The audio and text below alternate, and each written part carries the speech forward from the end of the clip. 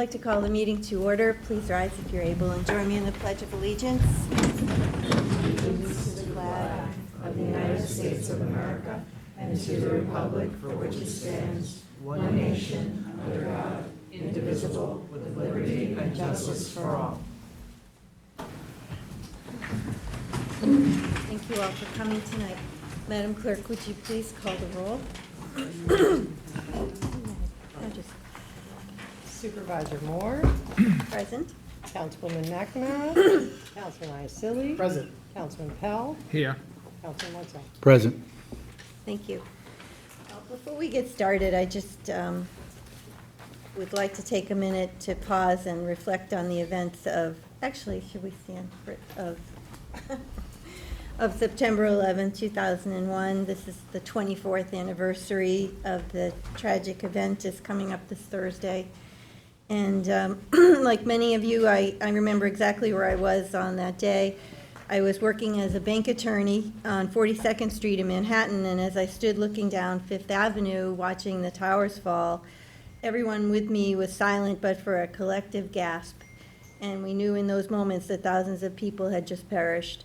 That moment, that horror, was the worst of mankind on display. And what followed was something else entirely. It was courage, it was compassion, it was selflessness. First responders running toward danger, strangers helping strangers, and an entire city, and soon an entire country pulling together. So I would like to also pause and acknowledge the tragic death of our town attorney, Jim Burke's brother, William Billy Burke, New York Fire Department firefighter who perished that day. We're so very sorry for your loss, Jim. You'll be going to the city, I assume? Yeah, his firehouse is actually probably around the corner from where you worked. He's right on 40th Street between 2nd and 3rd, and the street is named after him there, on the corner of 3rd Avenue and 40th Street. Can you go in for the reading of the names? Well, actually lately we've been going to his firehouse. The men that were with him that day all survived. He ordered them out of the building. And so they all survived, and so they all come back. Most of them are retired now, since it's been 24 years later, but they all come back. So I like to see them. They like to see myself and my brothers, my other brothers here. And then we have a mass at St. Bartholomew's on Park Avenue for the whole battalion, for all the men that were killed from that battalion, from that area. And we have a luncheon for everybody. So it's nice. It's good to see everybody and to remember, right? Yeah. And, So let's just take a moment to pause and remember, reflect.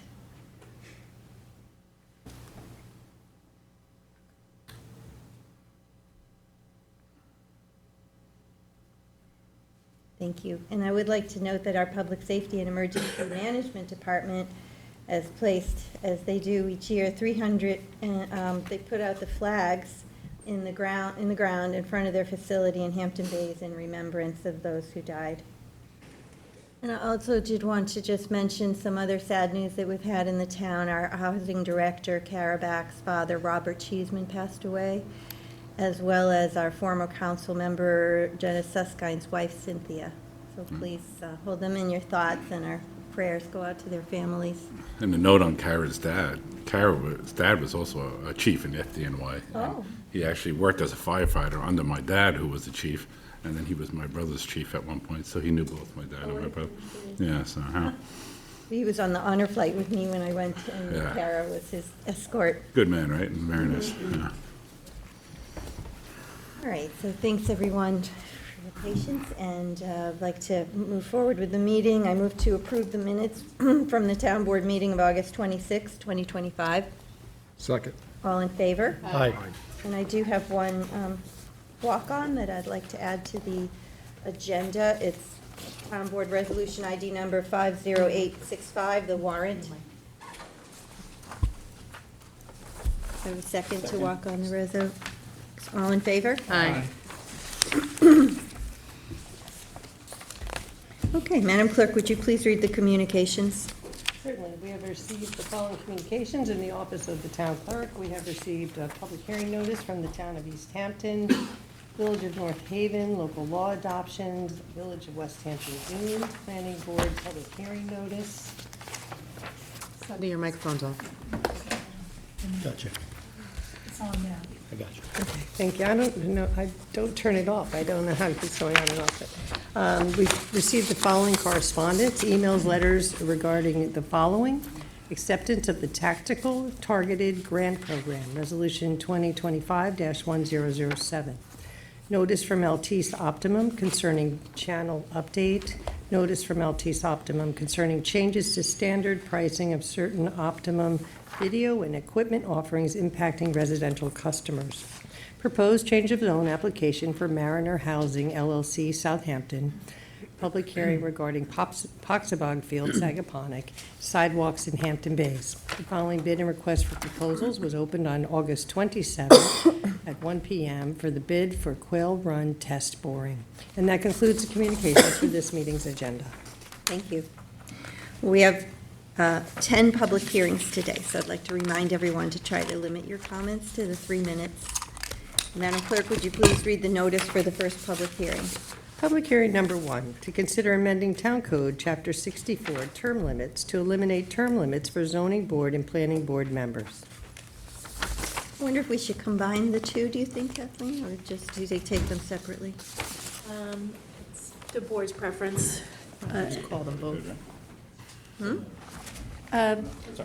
Similar but not. Okay, so we'll do them separately. And these I actually would recommend doing them separately. Okay. Thank you, Madam Supervisor. Good afternoon, members of the Town Board. For the record, Deputy Town Attorney Kathleen Murray.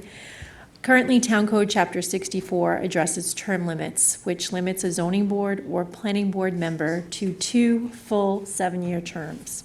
And while the Town Board recognizes the value associated with term limits, which can allow for broader public service opportunities and promote responsiveness, it must also reconcile the importance of experience and institutional knowledge that years of service brings to land use review. So the purpose of the local law before you is to eliminate the term limits for zoning board and planning board members pursuant to Municipal Home Rule Law, Section 10(1)(2)(a)(1). Does the board have any questions? No, I don't, but there are some cards on this one, so please, don't go anywhere. Let's see. The first card is from Paul McIsaac. Oh, no, wait, that says number 1, but that's not what this is. On this side. I know, but You talking on this issue, sir? it's not for this one. Are you talking Yeah. about the term limit No. Yes, about the field. planning board? No, that's, Okay, so I don't think it doesn't seem that there are any cards for that, that public hearing. Kevin, is there anyone on Zoom that wishes to be heard on this first Back row. public hearing? The term Who limit? did the cards? Okay. No one on Zoom. It's the green ones. Sure. Well, come on up. Yeah, come on up. Take your word. I don't see it. Oh, wait a minute, maybe it's in the bottom.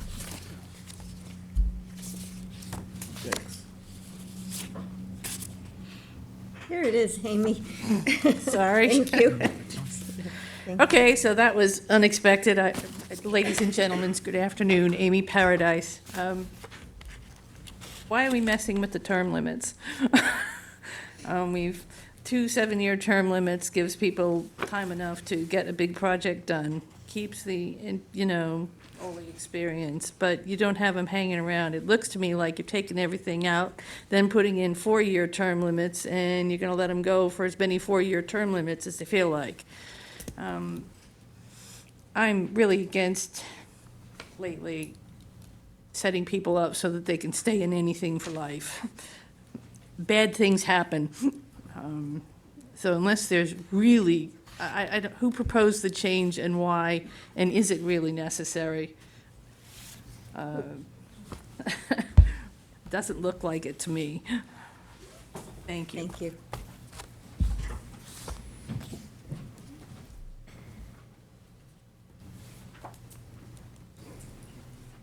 Kevin, is there anyone on Zoom for the first public hearing? No one on Zoom. These are the only 2 boards that have the term limits, the appointed boards, and seemed as though 7 years was a long term to fill, and if we were going to shorten the term, we thought we would eliminate the term limits, and of course, at the end of each term, the board is able to reappoint or appoint a new person. So that was the thinking behind it. To your point, Supervisor, there are members of both boards that have been on in holdover status since I joined this board. So term limits don't seem to really have a set term limit.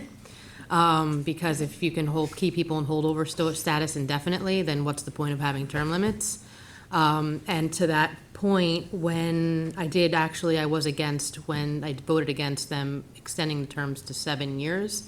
When you get somebody on a board and you put them on there originally for a 7-year term, it's really hard if that person doesn't work out or is very political to ever get them off of the board. And 7 years is a long time. Even when we hire employees for the town, there's a 6-month period where we can say, hey, it's not working out, thank you for your service, but, we're going to have to part ways. So to put somebody on one of these boards for 7 years and then have them be either highly political or just not work well with the rest of the board is a long period of time to have that person sit on that board. So that was my reasoning. Thank you. Well, if there's no other comments, then I move to close this public hearing.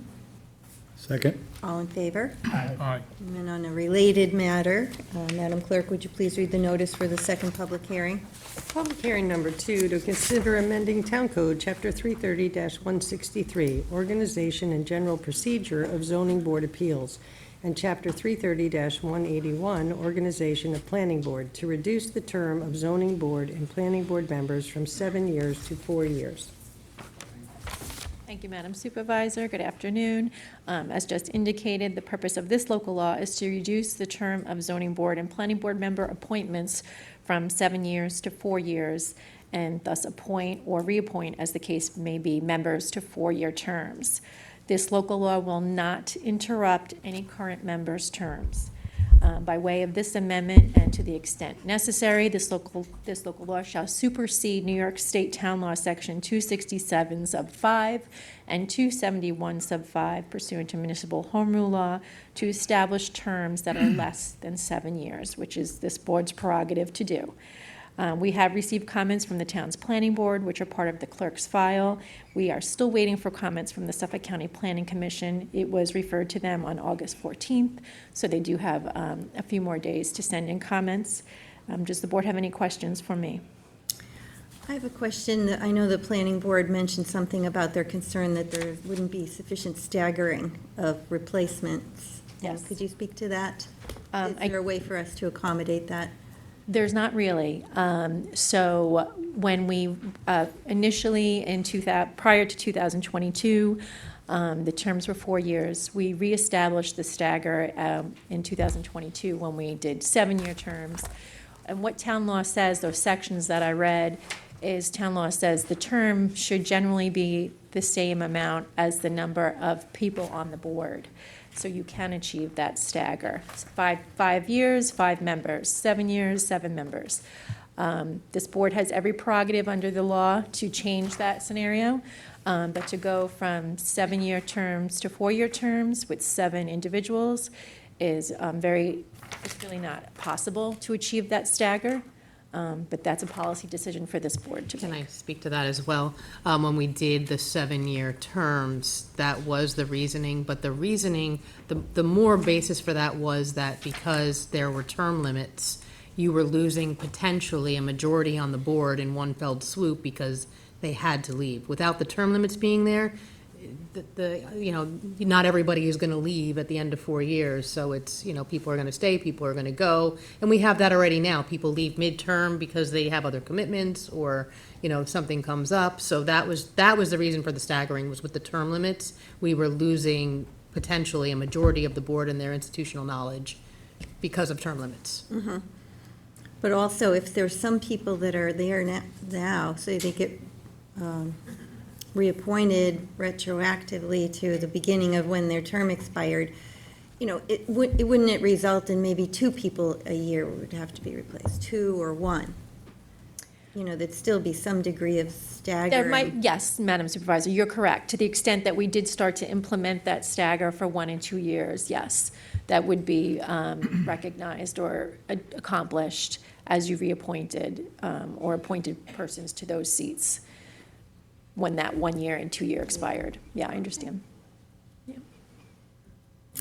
Well, thank you. I don't have any cards on this. But Kevin, is there anyone on Zoom that wishes to speak? No one on Zoom. So since we haven't gotten the comments from the Planning Commission, I would move to close the public hearing, but leave it open for agency comments for 2 weeks. Yes, please. Second. All in favor? Aye. Thank you, Kathleen. All right, Madam Clerk, would you please read the notice for the third public I hearing? have one. Public hearing number 3, to consider amending Town Code, Chapter 298, taxation, to amend Article 5, exemption for senior citizens, to change the definition of income for the purposes of the exemptions. We're going to combine this 4 can become a 3. Yes, I think it'd be a good idea to call number 4 as well. They, Would very you please similar. read the notice for public hearing number 4 as well, and we'll combine the two. Okay. Public hearing number 4, to consider amending Town Code, Chapter 298, taxation, to amend Article 6, partial exemption for disabled persons with limited incomes, to change the definition of income for purposes of the exemptions. Thank you, Madam Clerk. Currently, Town Code Chapter 298 addresses taxation and authorizes particular exemptions for senior citizens and for disabled persons with limited incomes. In 2023, Part K of Chapter 59 of the Laws of 2023 was enacted, amending real property tax law Section 467 as it relates to seniors and 459C as it relates to disabled persons to clarify what is considered income for these purposes. Thereafter, on December 21st, 2023, by resolutions number 1464 and 1465 of 2023, the Town Board amended the Town Code pursuant to the state enabling legislation to indicate how the town would calculate income when applying these exemptions. The purpose of this local law is to change how one of those definitions would be applied, specifically as it relates to Social Security benefits.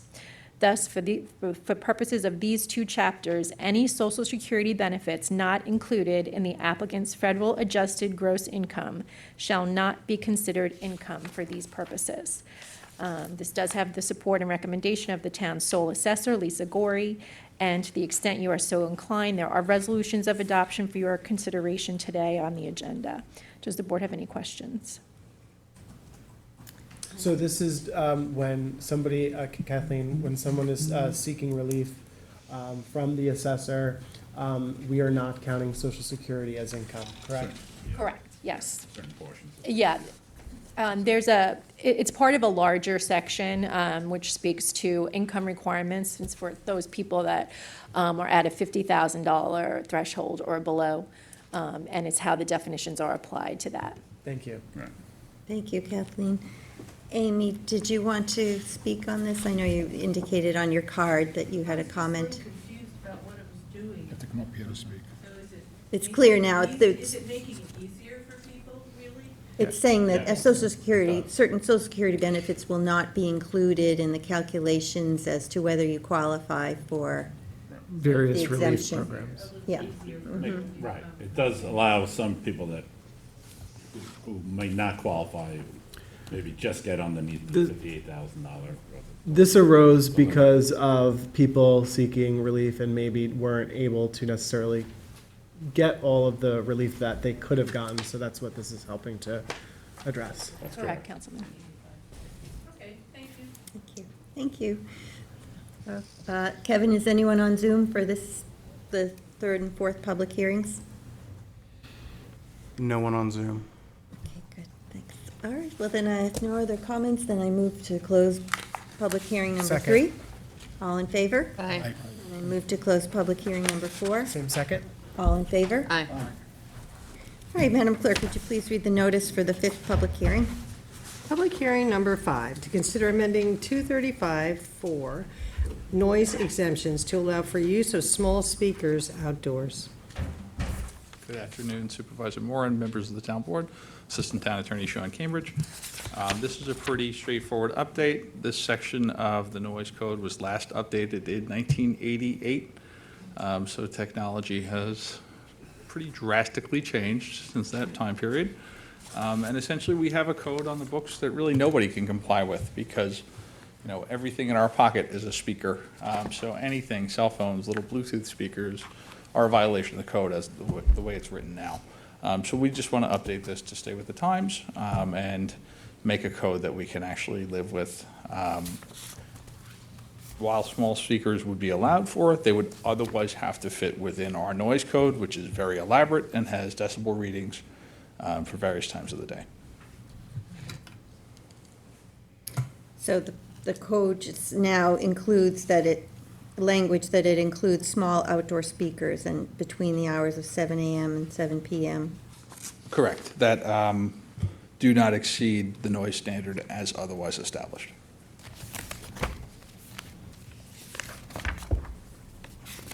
As an exemption.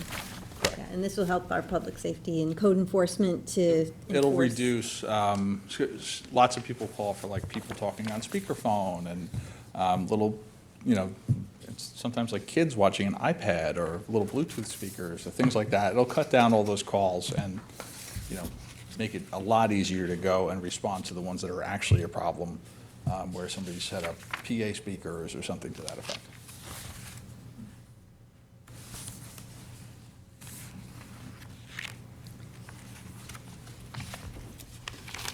Do you think small outdoor speakers is adequate to describe? Yeah, well, because they also have to conform with our noise code, which is very stringent. So, you know, sure, you could have a large outdoor speaker turned all the way down and maybe comply, but anything at a normal operating volume but a small speaker is likely going to violate our decibel readings of our state noise code. Okay. All right, does anybody have any questions for Attorney Cambridge? Thanks, everybody. Thank you. Thank you. I don't have any cards for this. Kevin, is there anyone on Zoom for the 5th public hearing? No one on Zoom. Okay, in that case, I move to close the public hearing. Second. All in favor? Aye. Councilmember Iacilli, thank you for working on this with Sean and Ryan Murphy. All right, Madam Clerk, would you please read the notice for the 6th public hearing? Public hearing number 6, to consider the acquisition of 10 Ferry Road in the village of North Haven and amend CPF project plan and the CPF management and stewardship plan to include the property. Good afternoon, Madam Supervisor. Jackie Fenlon for CPF Department.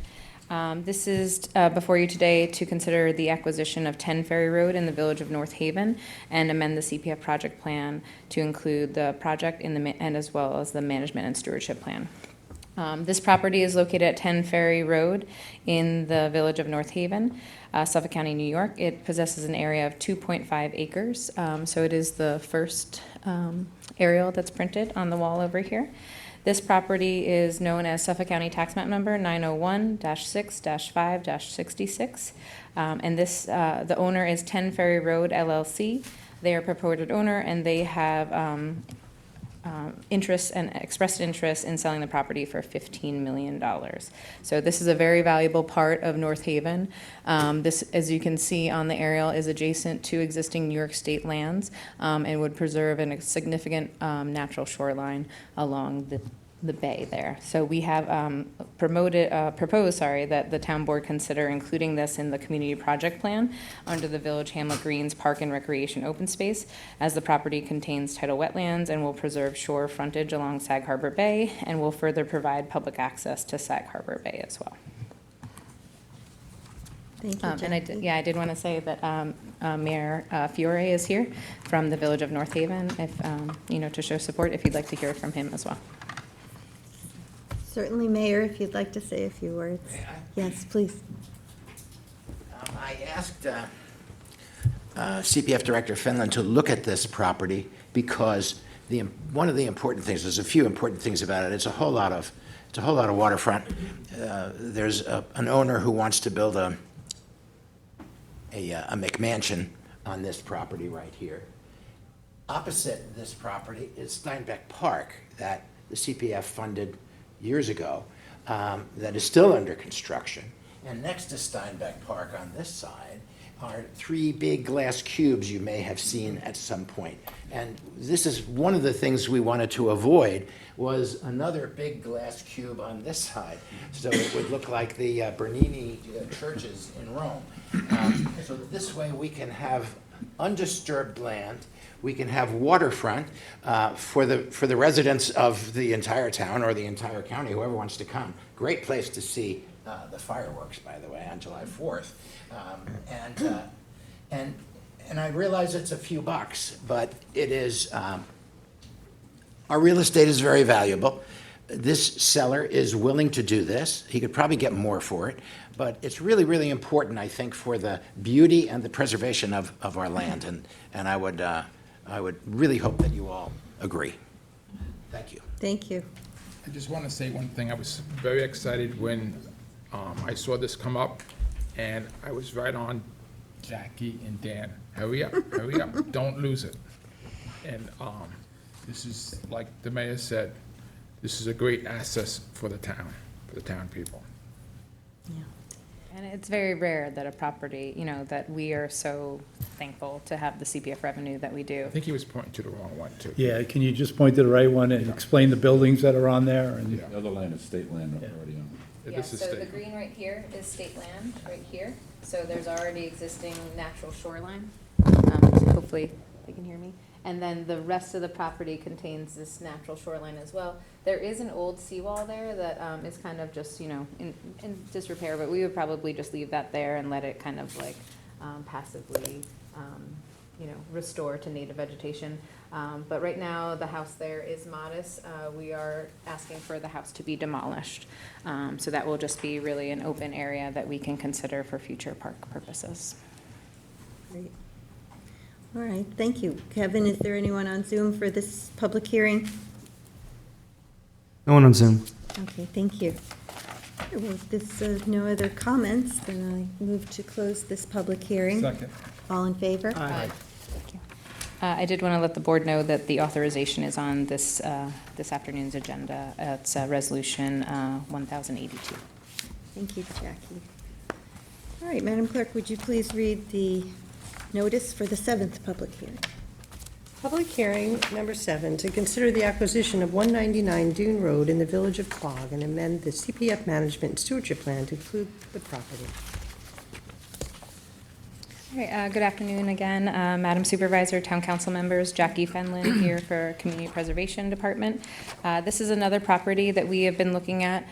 So this, I'll point to it now, this is a long skinny parcel on the marsh in Quogue. So this property is approximately 3.8 acres and is located at 199 Dune Road in the Village of Quogue, known as Suffolk County Tax Map Number 902-16-1-19. The current owner is Eva B. Lanier, I hope I pronounced that right, who has expressed interest in selling the property to the town of Southampton, the amount of $140,000. So we are recommending that this be included in the community preservation, it's already listed, in the community preservation project plan under Village Hamlet Green, but we are recommending that this be included in the stewardship plan as well in case it needs any stewardship. And all those parcels on either side of it are already preserved. Yes, isn't that nice how we've been able to assemble, so combined with Southampton Town and Quogue Village, so I'll just kind of read out, but this one to the furthest east is Southampton Town, the next one is Quogue Village, Southampton Town, so then this will hopefully, we'll acquire this in the next few months, Southampton Town, and then Quogue Village. And this is in close proximity to that nice wildlife walkway that goes out to the bay over there. Yeah, so if anyone's over there, you should check it out. It's a really nice spot. Yeah. When else will you be able to buy an address on Dune Road for $140,000? It's a bargain. Yeah, so this is primarily tidal marshlands, so there's not much development ability there. Yeah. Well, thank you. We Thank you don't again. have any cards for this, but Kevin, is there anyone on Zoom for this 6th public hearing? 7th. No one on Zoom. All right, thank you. Well, then I move to close the public hearing. Second. All in favor? Aye. All right, Madam Clerk, would you please read the notice for the 8th public hearing? Public hearing number 8, to consider the acquisition of lands located on the west side of Northview Hills Court, Suffolk County Tax Map Number 914-167.1, 67.2, .3, and .4, formerly known as Suffolk County Tax Map Number 914-167, in the hamlet of Noyak, New York, and amend the CPF Management Stewardship Plan to include the property. All right, good afternoon again, Madam Supervisor, Town Council members. Here again before you, Jackie Fenlon for the CPF Department. This is a property that was subject to a recent subdivision and was a recent filed map known as, let's see here, what's it? Northview, sorry, final subdivision map of Northview at Noyak, also known as Noyak Northview LLC. So this is approximately 5.3 acres, so it's the resulting residential lots, which I will point to you now, which CPF is acquiring. What you see in the yellow highlight is actually already considered open space that was deeded to the town of Southampton through the subdivision. So the property we're purchasing are lots 1, 2, and 3, and 4. Right here. And the neighborhood was very vocal about seeing this preserved when the subdivision originally came in. This was subject to a conservation easement, though, that was never binding because it was never filed. So essentially, what was supposed to be preserved is now being preserved, even though it does have subdivision potential. So we are purchasing the lots, and they are known now as Suffolk County Tax Map Number 14-1, 67.1, 67.2, 67.3, and 67.4. These all originated from the original tax map number of 914-1-67. So Noyak Northview LLC has expressed an interest in selling the property to the town of Southampton in the amount of $6.5 million. We are recommending that these be included in the stewardship plan as well. And they are currently designated in the open space greenbelt target area and open space trail in the eastern GIS. If you can also see, the Palmanook Path is really close. So the Palmanook Path is this red, black, and white trail. And if you can see also one of the open space, in the open space deeded area that was dedicated to the town through the subdivision is also this unnamed trail connection. So it's a very valuable trail link as well. Very good. Was there a change of ownership then in between the time that the conservation easement was acquired? It was recently purchased by the developer in 2022, who then applied for the subdivision, and we found that the conservation easement, even though it was authorized, was never filed, so it was able to be developed, So these 4 homes, and as you can see, the planning board did a very good job at designing the subdivision and complementing the existing open space, but this will now preserve, CPF purchase will preserve the whole block.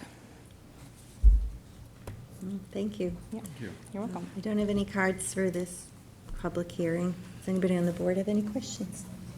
All right, Kevin, is there anyone on Zoom? No one on Zoom. And I just wanted to remind the board that we also have the authorizing resolution for this as well, which is Resolution 2025-1083. Thank you. Thank you, Jackie. It's time I move to close the public hearing. Second. All in favor? Aye. All right, Madam Clerk, would you please read the notice for the 9th public hearing? Public hearing number 9, to consider the acquisition of 3841 Lake Avenue in the hamlet of Northampton, New York, and amend the CPF Priority Plan and CPF Management and Stewardship Plan to include the property. Good afternoon again, Madam Supervisor, Town Council members, Jackie Fenlon for the CPF Department. I just wanted to point out that this is a very important acquisition. So it is located at 3841 Lake Avenue, as Madam Clerk's just stated.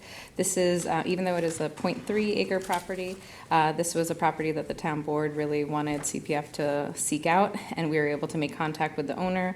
It is formally known as Suffolk County Tax Map Number 900-163-2-11.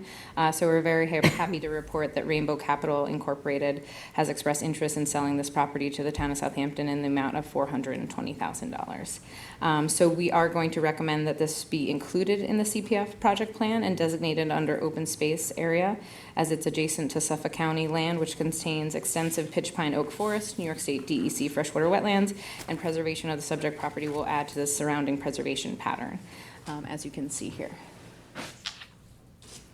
So the subject property is highlighted in yellow right here, and you can see how close it is located to Wildwood Lake. Thank you. Very You're welcome. exciting purchase. Thank you for that. I do have a card on this. Angela, you know. Thanks, Jackie.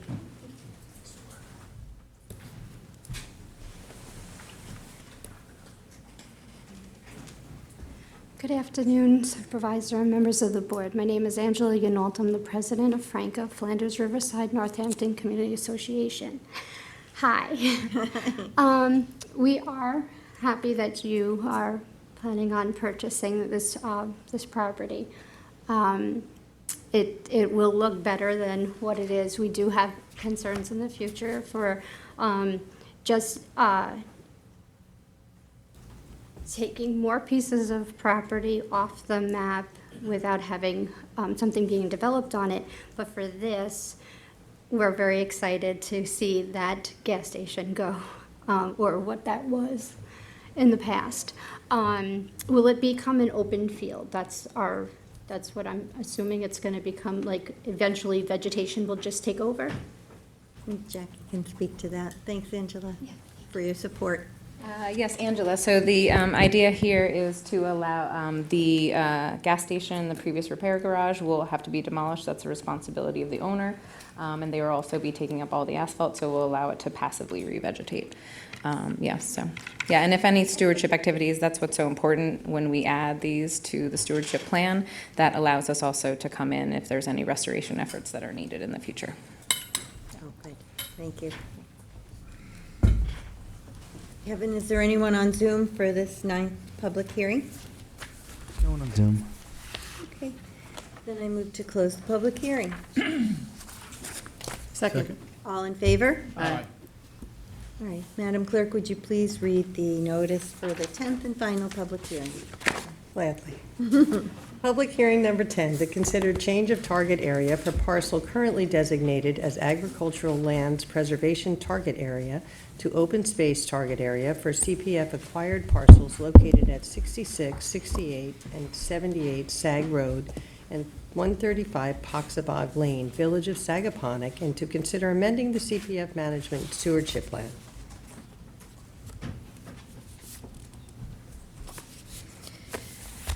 Good afternoon again, Madam Supervisor, Town Council members, Jackie Fenlon. So this is a property that the town purchased in 2021. So we had originally slated this as agricultural lands preservation target area. So these are 4 properties that were on a residential subdivision from 1987. So they could have all been residentially developed with, appropriate easements and covenants associated with those residential properties. The properties are located at 135 Poxabog Lane and 66, 68, and 78 Sag Road, all within the Village of Sagaponack. So you can see them right here. But you bought them as farmland. Yes, the original intent in the community preservation plan listed them as an agricultural lands preservation target area, and that is what they were purchased under in 2021. So right now before you, there has been community input, and we've received community comments regarding the fact that the field has reverted to fallow. We have been working with Peconic Land Trust for a stewardship plan and farm management plan, which was the original intent of the town board in 2021 and 2022 when I took over helping manage the property. But right now, the total of 8.3 acres is before you today to consider changing the designation of the target area to an open space designation based upon the target area that's listed as open space Long Pond Greenbelt target area, and to consider whether or not the town board would like to change the designation from farmland to open space. I was just going to say, there is no resolution of adoption on today. There is no resolution. I'd like to have this tabled or withdrawn, because I feel that if the CPF bought it as farmland, it should stay as farmland, because you are setting bid record. Another farmer's gonna come along and say, I'm not gonna sell to us, and you're gonna lose more farmland over this. I did speak to a local farmer out there who has his family had farmed this property years ago, and he mentioned a very good idea. which I agree with him 100%. He said actually it should be in the newspaper article. It's such a good idea.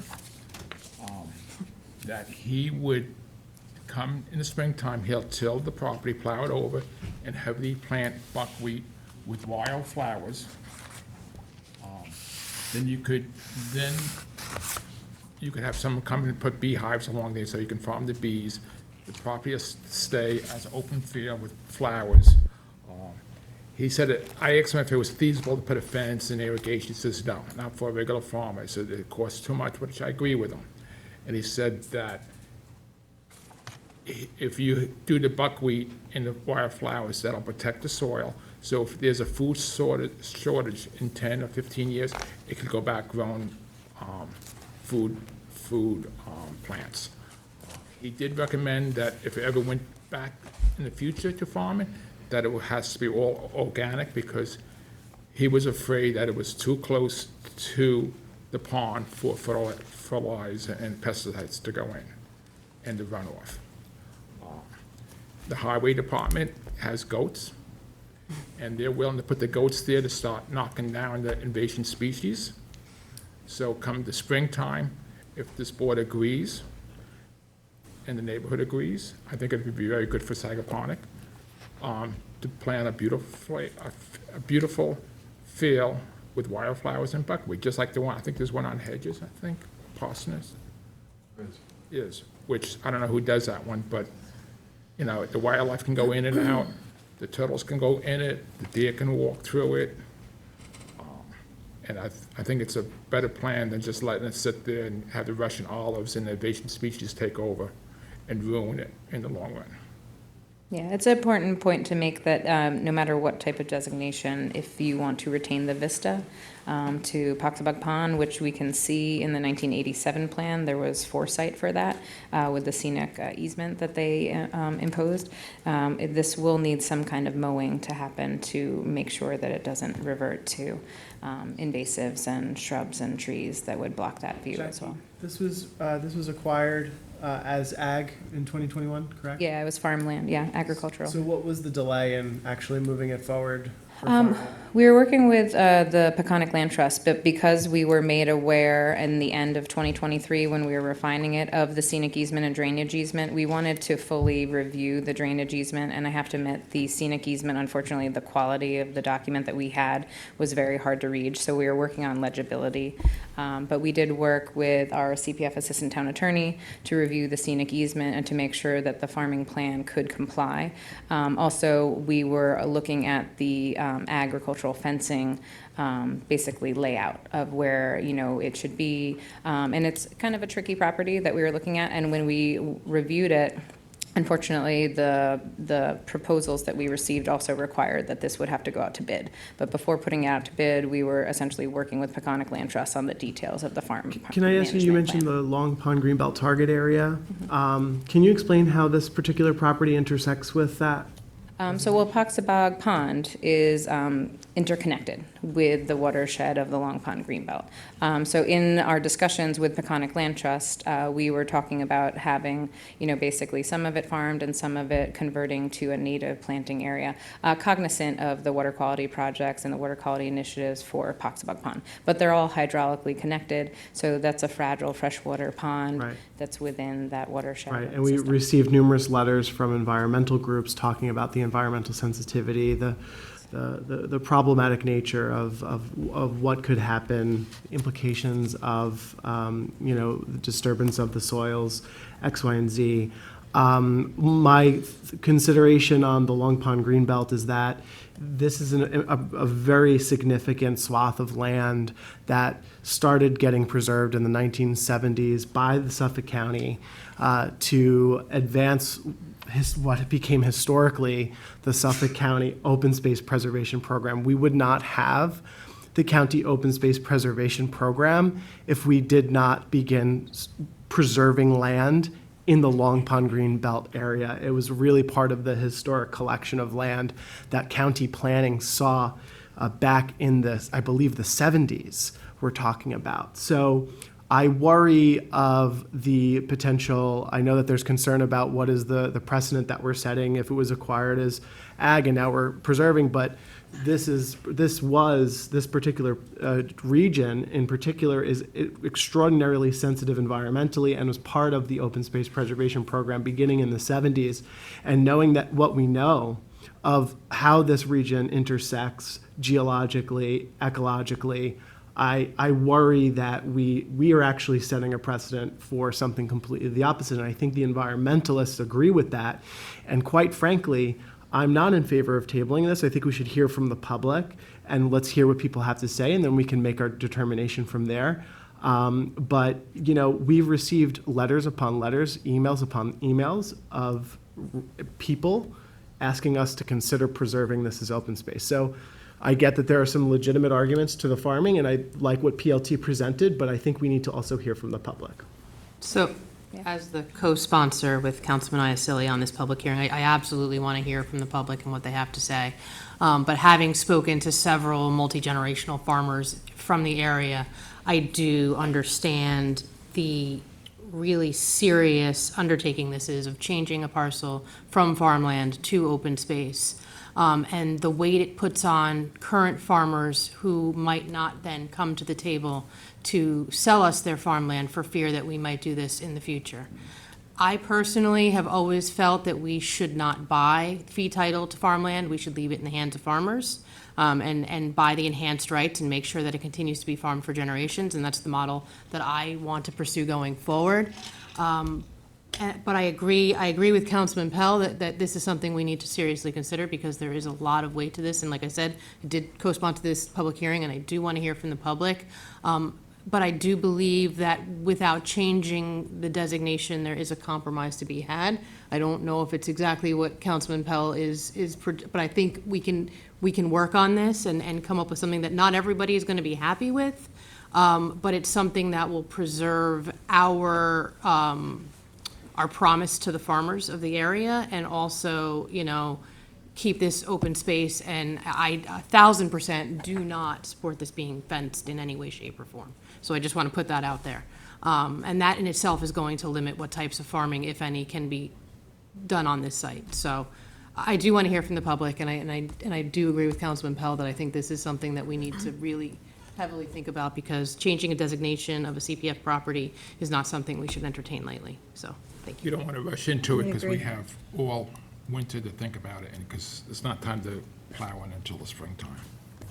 Yeah, but I think that's important that we put this before the public today so we make an informed decision. I know we had a work session on September 4th with Peconic Land Trust so you could understand their regenerative farming. And I believe they also submitted a letter to you guys with more information regarding that, as well as the public comments that we received from environmental advocacy groups and individuals. So, Thank you, Jackie. you're welcome. Well, we do have cards on this one. The first is Paul McIsaac.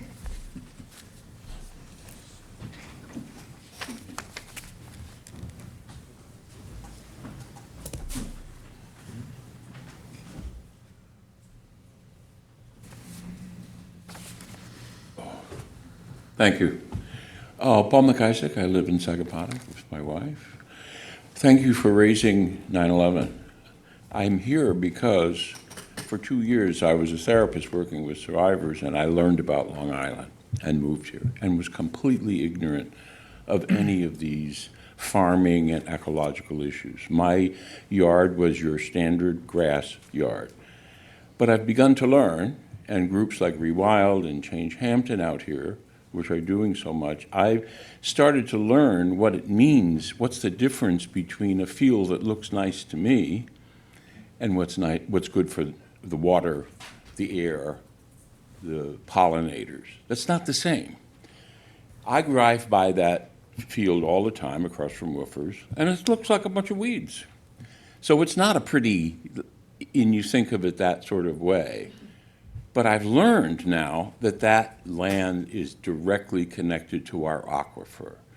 And what you put there has got to save the water. And not only is that important for the animals and the bees that we're losing in great numbers, it's also important for the fact that we've decided as a community to save our natural environment. We have an administration right now in Washington which is catastrophic in terms of environmental issues. So I think for our community to stand up and say, we'll find compromises. The compromises I heard, I felt a little bit like you've already got your decision made. That compromise is from my standpoint, it's not a compromise. What I've learned is the difference between wild and manicured, and farmers have concerns. We need farms, there's no question about it. But if there's a space that can be wild, please keep it that way. Thank you. Thank you. Frank Cavedo.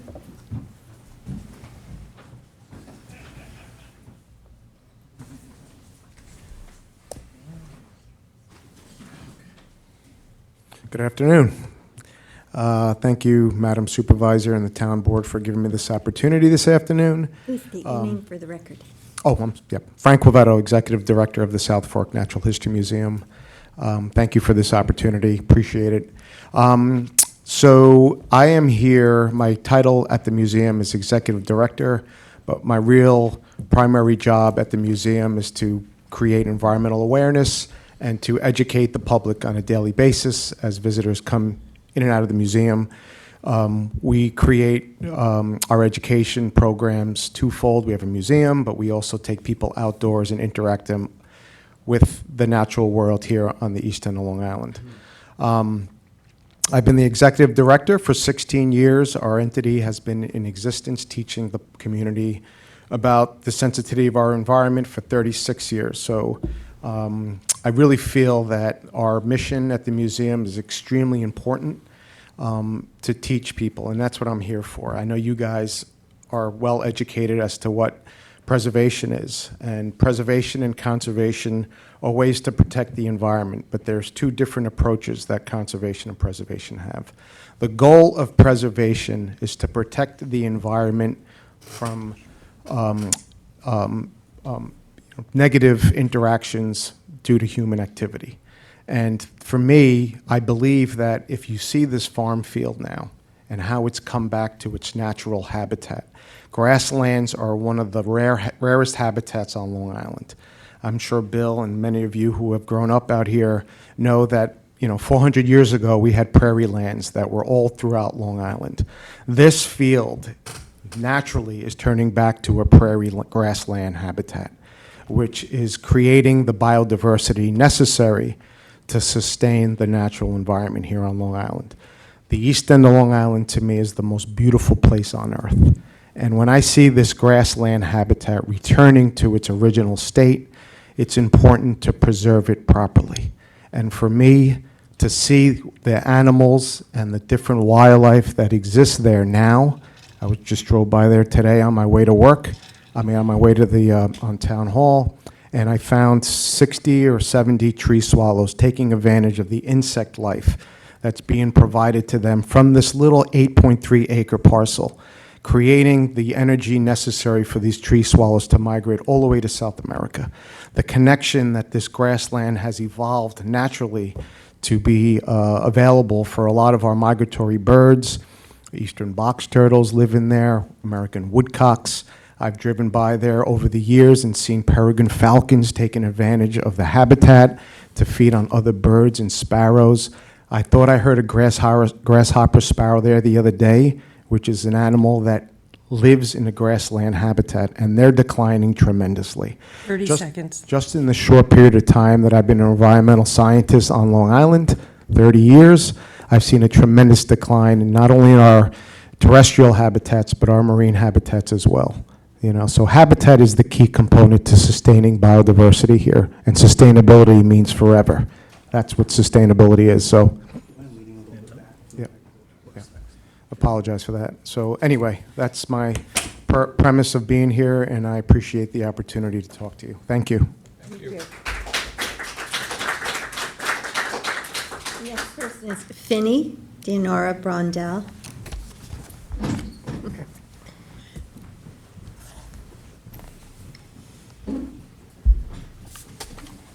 Hello, everyone, and thank you for having me here. My name is Finny Dinar-Brundell, and I'm one of the founding members of the Young Environmentalist Society at the South Fork Natural History Museum. Please consider the following suggestion in relation to the 8.3 acre parcel known as Poxabog Field, which was purchased by the town of Southampton in 2021. Although I understand that it is in consideration to be returned to agricultural use, it has become an increasingly rare treasure here on the East End. An old field environment that now serves as habitat for wildlife, as well as having become a natural water quality buffer to Poxabog Pond. As development continues to insidiously encroach on our wild neighbors, we threaten the very unique thing that gives the East End its allure: nature. This is a place where humans have cohabitated with wildlife for thousands of years. To continue down this very destructive path that we have been exploring recently would be a travesty. There are many environmental issues threatening the East End. The least we can do is make smart decisions to protect this beautiful area from further development. We owe this to our future generations. Please reconsider returning Poxabog Field to agricultural use and let it remain habitat for the already struggling wildlife we have left. Thank you. Thank you. Melissa Hargraves.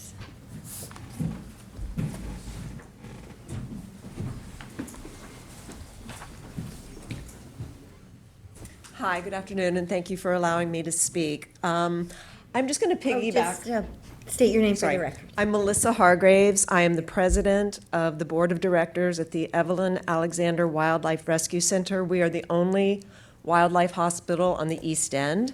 And to piggyback on what the others have said, I would just simply like to read you a list of animals that will be impacted. It's an important ecosystem for ground nesting birds, salamanders, turtles, grasshoppers, beetles, butterflies, and moths. It's a shelter for foxes, rabbits, deer, field mice, raccoons, chipmunks, groundhogs, moles, voles, etc. Please consider the wildlife when you make your decision. Thank you. Barbara Bornstein.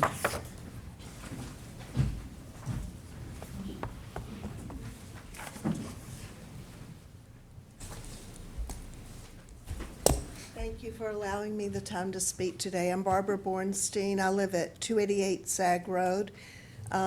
So I've been looking at this field for over 30 years. I'm a blow-in by most standards in here, and I realize that. I'm a recent visitor. But I implore you to please use your power to protect Poxabog Field by changing its designated status from agriculture to open space greenbelt preserve. It's not an either-or for the rest of the farmland in Sagaponack or in the town of Southampton. This is a very, very specific need in this one place. And after living near and passing by this beautiful field daily for over 30 years and watching the grasses change colors through the seasons and enjoying the view across to Poxabog Pond and seeing the wildlife thriving there, the box turtles, the nesting birds, the deer, the butterfly, the foxes, everything that's hiding in those grasses, they find protection there to thrive in that undisturbed grassland habitat, which I know that it was hayed for a while. I think even that farmer said, not so great. But now that it's returned to what it is, I was thrilled when I heard that it was being saved. We had targeted on the Friends of the Long Pond Greenbelt list of prize places to preserve for many, many years. And I assumed, wrongly, that it was being preserved for open space at that time. So I always just assumed that it would be the natural field and the vista and the buffer to preserve the health and the vitality of the Greenbelt's coastal plain pond ecosystem. It's served as a rare wildlife sanctuary in a place where open space is mostly turned into fenced farmland. And even Jane took videos of Jane Gill took videos of the American woodcocks that have been spotted nesting and breeding there. The field is also protecting our groundwater and ponds. It's helping ensure biodiversity, safeguarding essential wildlife corridors, and helping maintain the balance of our environment. Any farming practices no matter how progressive, on any part of the field will destroy the habitat. Even if it's plowed for beautiful wildflowers, it's going to destroy all those animals, and it will likely worsen pollution. We've heard the term recently, regenerative, used. Any farming at all will be degenerative. More fencing, and I know that you've said that you're 30 opposed to seconds. that, will obliterate the vistas and the field, and the animals will just be left to be killed in the road. We can both support farming in Sagaponack and also choose to save this one valuable habitat and wetlands buffer as the special case that it is. It does not mean that forever farmlands are being converted.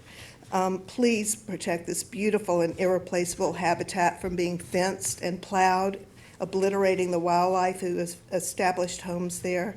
Please do the most responsible thing 3 in minutes. preserving this rare and beautiful field in its natural state for the wildlife, for the health of Poxabog Pond, for the Long Pond Greenbelt, for the community, and for future generations. Thank you. Thank you.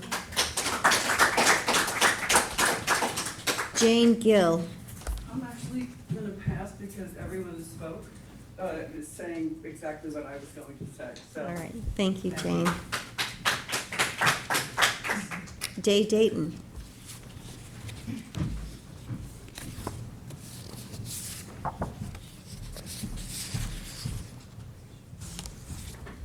Hello, it's Day Dayton. I'm president of Friends of the Long Pond Greenbelt. And I know that you're facing a difficult decision here. We never wanted it to become an agricultural question. This property could have just as easily been confirmed as part of the Long Pond Greenbelt target area. Unfortunately, it was called ag land, although Suffolk County, when evaluating their farmland for inclusion in the Farmland Preservation Program, didn't even include this field. So I'm really hoping that you won't put that against this field, that it was called agricultural. It hadn't been farmed for probably 5 years before it was bought. And no one has picked up farming it since. It's been fallow for probably 9 years. And you can't really compare a natural field to a field of buckwheat and, honeybees. That none of that's native. So what we're asking is just to change this one property back to what it should have been originally, part of the Long Pond Greenbelt. It's very important to buffering Poxabog, which already has problems with blue-green algae. And Poxabog is part of the extensive system and our aquifer. This is a chance, to make a difference with all of that. And it really should not affect any farmers' opinions about selling to the town. They can put a covenant in saying that's all this land can be used for. It doesn't matter that you change this particular parcel. An agreement is an agreement along the way. If they sell it as farmland, they can say it has to be kept as farmland. They don't have to say, oh, they might change it. That shouldn't even be considered. This is a whole totally different question. This property is important to protect an incredible coastal plain pond system that is unique, not just here, but nationwide. I mean, it's a coastal pond, it's exceptional. You're not going to find that on different farmland. The pond is right there. It's an individual decision, and I really hope that you can make this change. I know you have changed CPF before. So this is something that you are able to do. It's allowed, it's permitted, and it's very important, very, very important for this piece to be left untouched. Thank you. Thank you.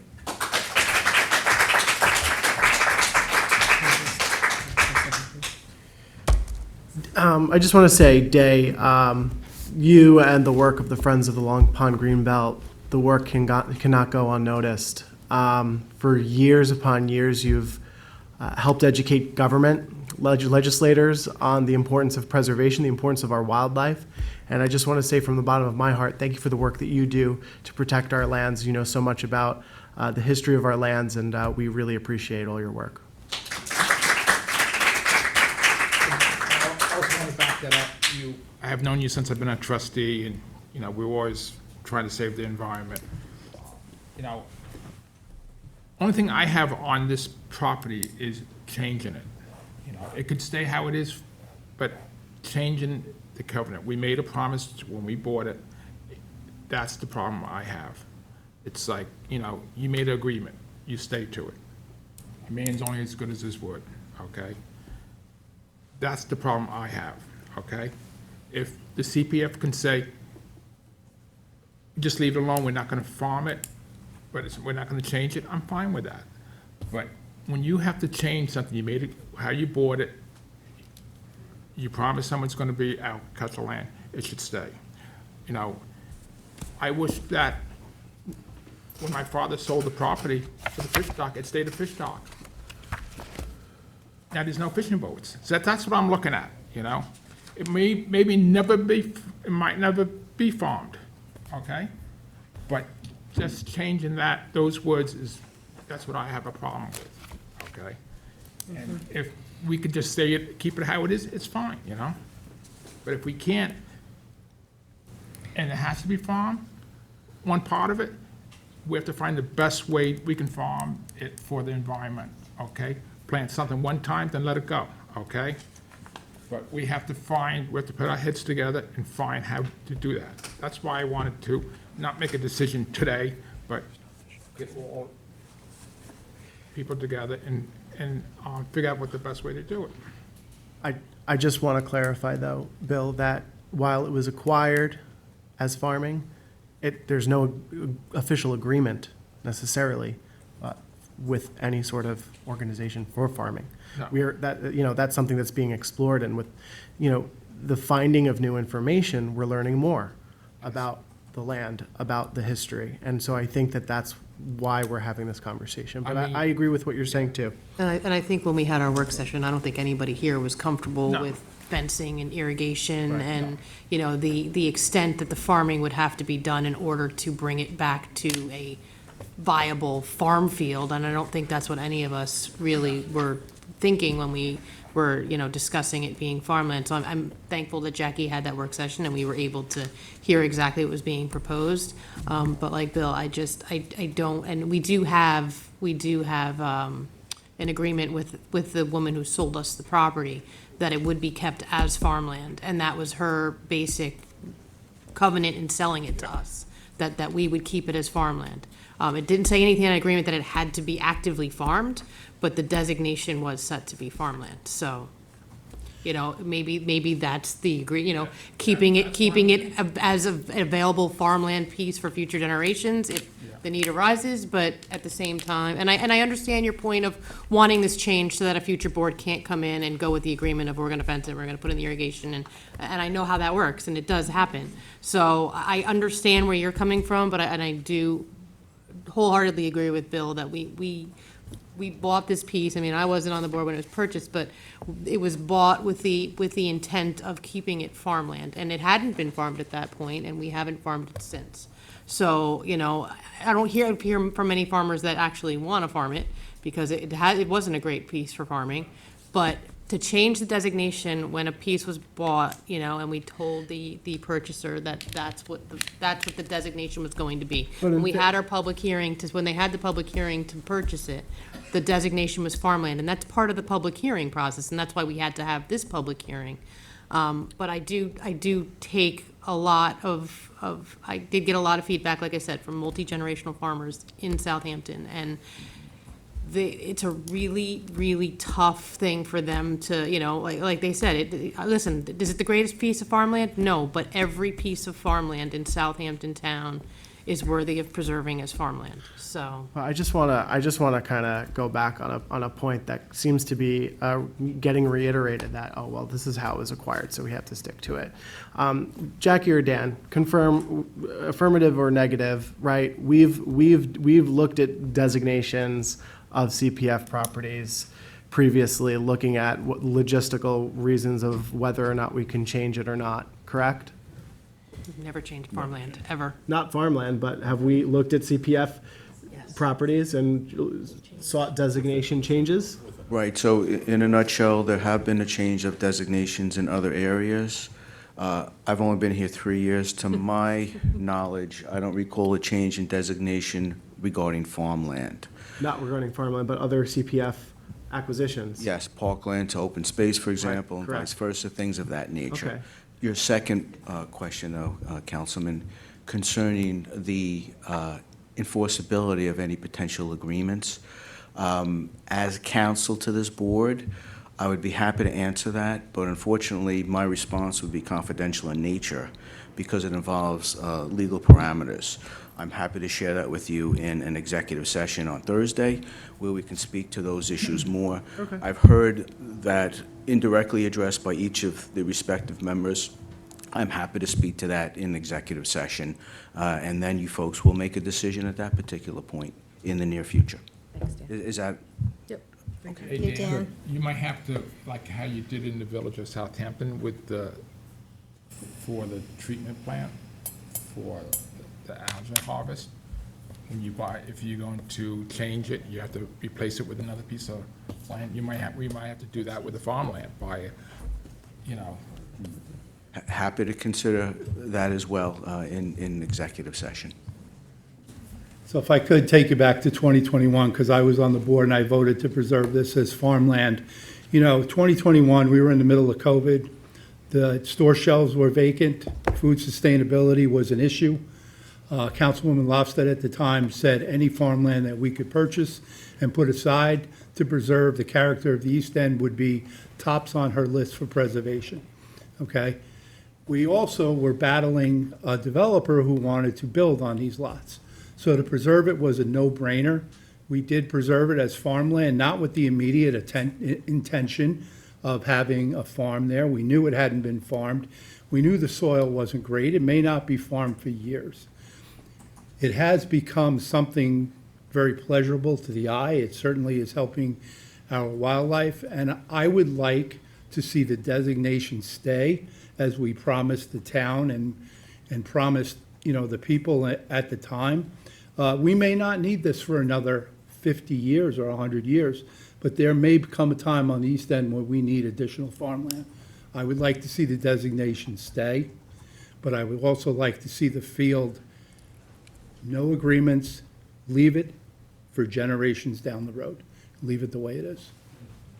Well, Dan, maybe you could clarify, though, that I thought, did Jackie tell us that it was the view shed or the scenic easement has to be preserved? So even though the town has not been mowing the field in the past, that would be something that would have to be done annually? I'd be happy to answer that question as well, but again, that speaks to a legal opinion, which I'm happy to share with you in executive session on Thursday, when I will have more Just confirm information. this, that we buy different parcels and we classify them as different things. Yes. It might be recreational. We have recreational property throughout the town that we have never developed. It's sitting there as open space right now, right? We have some that we put aside for water quality that are still vacant and, reverting back to nature if there was anything on it. Most have nothing on it. We bought it just to preserve it. So just having that designation doesn't mean there's an immediate need to do something with it. That's correct. So I think this could stay as an open vista for decades, and we may never need it. I mean, we may stay that way, and a future board may decide, you know what, we have bought so much farmland, or bought the development rights to so much that we'll never need this. Let's swap it now. But for now, the promise was we'd keep it for generations to come. It's a bit unusual in this circumstance that we bought full fee here. Right. You just mentioned development rights. Typically with the farmland, we buy development rights. And so we buy the development rights and a farmer can choose to farm or not to farm from that point on unless we buy an enhanced easement. So we buy the development rights, they can't build on it, but there's nothing forcing them to farm it. Right? So it's, to your point, Rick, I think is to that, so. But with the enhanced easements, we Right. require them Enhanced- to farm. exactly. If they don't, we can bring in someone who Right, will farm. exactly. With enhanced correct. easements, that's different, right, we Right. can do that. But For on food the production at straight 80%. typical development rights program that, I was very involved in with the county, and we do it here with Dan, with the town. On the straight development rights, there is no affirmative obligation to farm a piece that we preserve on the farmland preservation program. We hope that people will do it, obviously, because that's what it's there for, but it's not specifically required. Any other questions? That's it. Okay, Thank thank you. you. For the record, Dan McCormick, Counsel to the Community Preservation Department. Thank you. Thanks, Dan. Thanks, Dan. Marilyn Clark. I think I'll pass. Everybody else said exactly what I think. Okay, thank you. David McMillan. Oh, I didn't know if the mayor wanted to go last with some visuals. I'll go first, just first to introduce myself, and thank you very much for mentioning 9/11. I actually was in the Marriott that morning for breakfast, so this Thursday is a very special day for always will be for me. Good afternoon, Supervisor Moore and Town Council members. My name's Dave McMillan. I've been a resident in the Village of Sagaponack for over 40 years. I'm also an elected trustee of the village. As most people know, I'm committed to preserving working farms, natural fields, wetlands, and really committed to preserving the historical cultural heritage of the agricultural community of Sagaponack.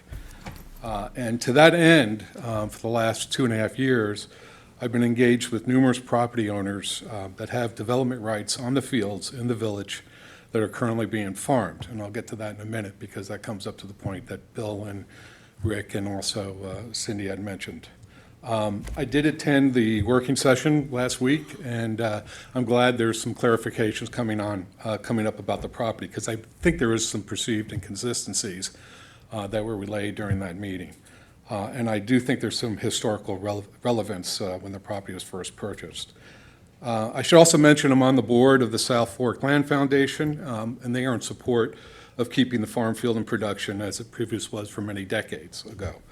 I would like to note that some of my fellow board members on the foundation are very well-known farmers in the East End, including Alex Balsam, Adam Halsey, Billy Babinski, and of course the Foster family. None of them recall seeing or hearing about the RFP for this property to be farmed. And we now know that there really wasn't an RFP put out at this point on the property.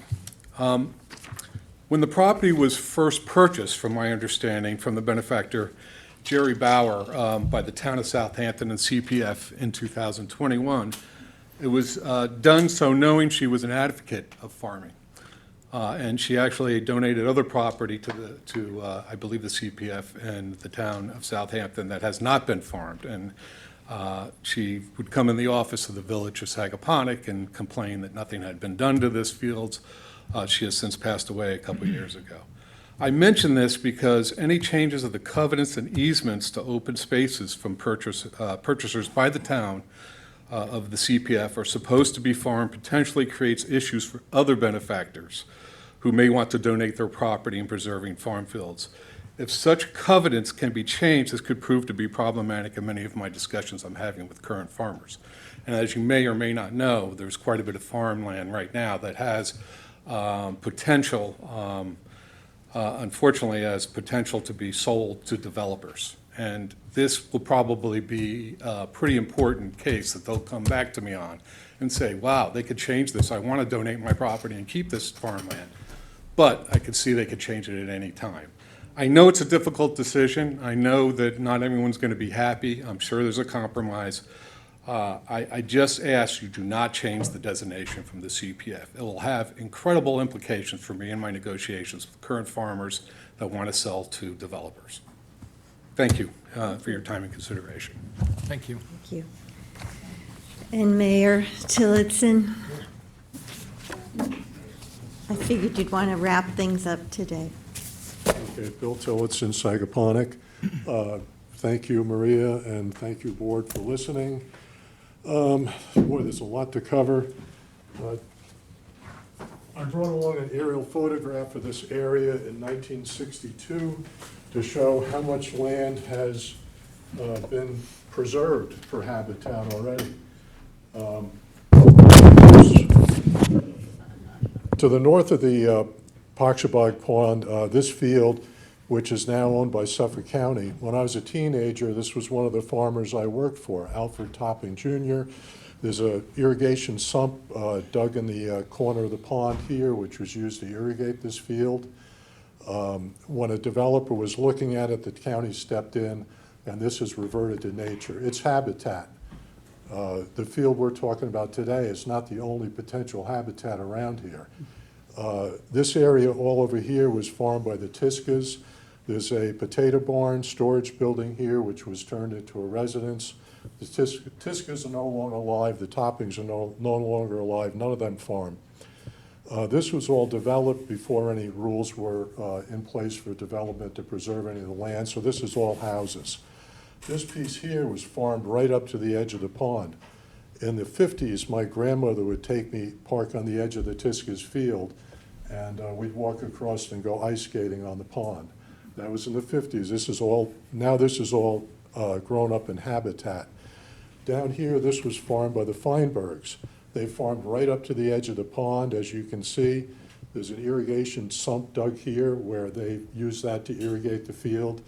It was common practice to irrigate all these fields, including the subject field, which was irrigated from a pump on the other side of the road from a well. It was not irrigated from the pond. It was irrigated from a well. This field, probably somebody can correct me, but I think was farmed for at least a century. People say it's a different type of soil. There are people who want to farm this right now who are interested in farming it. I don't know. I'm a member of a friend of the Long Pine Greenbelt, and I support a lot of what they do, except when it comes to farmland, unfortunately. They do a great job, with habitat, trails, environmental issues. You guys do a great job, and I support that. But farming is like the essential industry for humans. I mean, that's where our food comes from. And the thought that somehow habitat, a water buffer, farming is degenerative, I don't know. I find that troubling. A field which I rented for several decades, we were part of a water study. We threw in it with Suffolk County Water Authority, Suffolk County Department of Health, and Cornell Cooperative Extension, where we gave them a record of every chemical we used on the property, and they would test the water under the property to see if any of that showed up in the water table. None of it showed up. It has never showed up, any chemicals used on the. It is possible to farm ecologically. The hydrology of this parcel, as you know from the hearing the other day, goes south. It does not go to the pond. So even if something got in this water, it would not end up in Poxabog Pond. According to Mr. Halsey, it would end up maybe in Sag Pond someday. But this parcel, he mentioned that the hydrology, the underground water flow, that's what I'm referring to, goes from the north to the south. So out of this parcel, which hasn't been farmed in probably 60 years, they find nitrogen, which comes actually from the houses behind it. I don't know, to say that the farming is a villain really strikes me as something, it's just not the right thing to, somehow you're portraying farming as something evil, which it's not. I mean, everybody eats. All right, Well, farming is degenerative. Somebody said that. I said that, meaning that there will be chemicals and animals killed. Mayor, when you said that there are farmers interested, what are you referring to? The what? You said there are farmers that you're aware of that are interested, because we hadn't heard that. Can you tell us about that? Well, the vineyard, I know, they told me that they inquired when Schneiderman was supervisor, and they were turned away because he said it would only be rented to an organic farmer. And if you have experience with grapes, there are no successful organic vineyards on Long Island because of our climatic conditions. Organic farming is something that progresses. I wanted to do organics when I started out, and then when I had a buyer come through and look at the ornamental plants I grew, and they said, these spots are not, you can't have these spots, we can't sell them. And don't ever call me again until you get rid of the spots. And the organic program did not take care of all the spots on plants. With grapes, there's a fungus which is not currently controlled by organics, And if you make wine out of those grapes, you can't sell the wine. So that's why here on Long Island, in our region, there aren't any organic vineyards.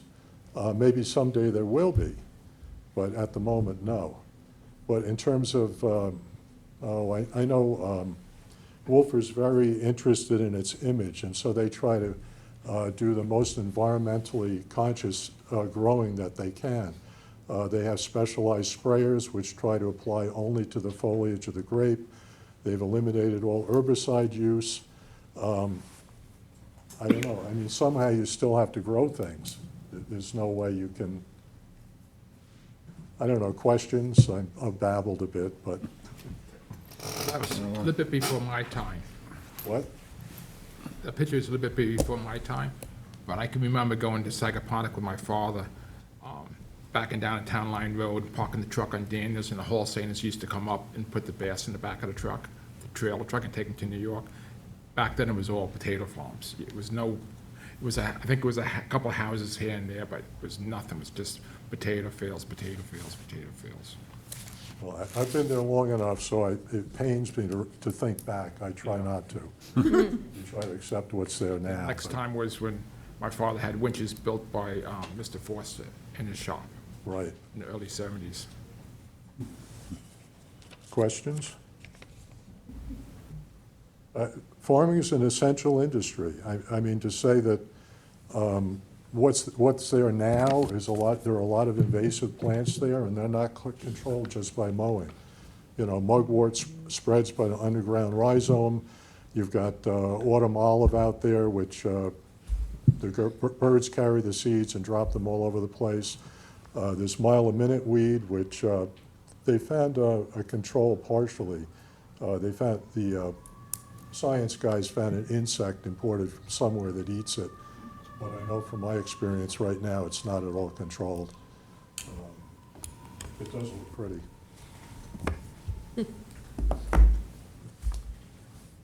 Any thoughts? Oh, in terms of when it was last farmed, let's see. That's the field in 2018. As you can see, it was plowed. So the story that nobody farmed it after, I think it was 2016, somebody said it at the meeting, photographic evidence, I don't know who exactly was doing it. You know, I've heard Falkowski farmed it at one time and he said it wasn't good soil. But I think you find that there are things which do well on that soil. He did not irrigate, he did not fence it. There's a big deer population there now. So I'm sure he had a problem with it. If you grow field corn, the amount of damage you get from deer is just astounding. What else can I tell you? Is that irrigation still in place? You said it was coming from the other side. Oh, the pipe is probably still there. It goes under the road, yeah. But the property that I rented from the South Fork Land Foundation, with a long-term lease, I took care of all the upgrades, the irrigation. I paid for the fence. I paid to clean up the mess. The previous guy left a horrible mess on the property. And we replaced electric lines, pumps, pipes. You know, it was a lot of money, but with a long-term lease, you can recoup that. Thank you. Thank you for bringing the images. Jackie, how would that fence affect the scenic easement? I mean, would a fence be allowed? Sure.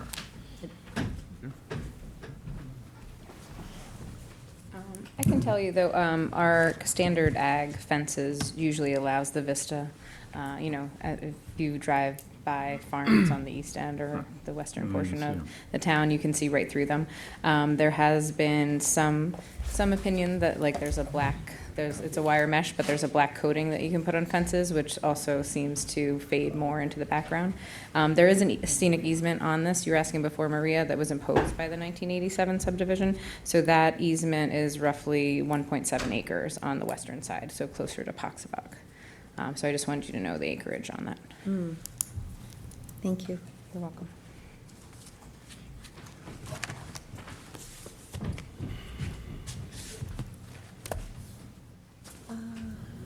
Well, I don't have any other cards, but Kevin, is there anyone on Zoom who wants to be heard at this 10th public hearing? Yes, and one of them's coming on now. Okay.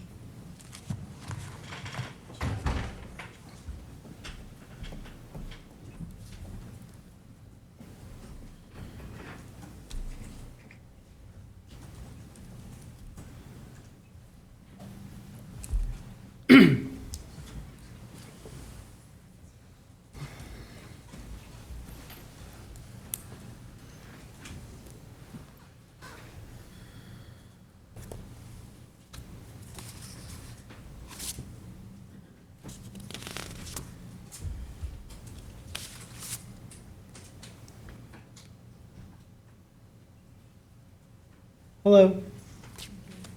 Hi, oh, sorry, I didn't realize it was my turn to speak. I'm sorry about that.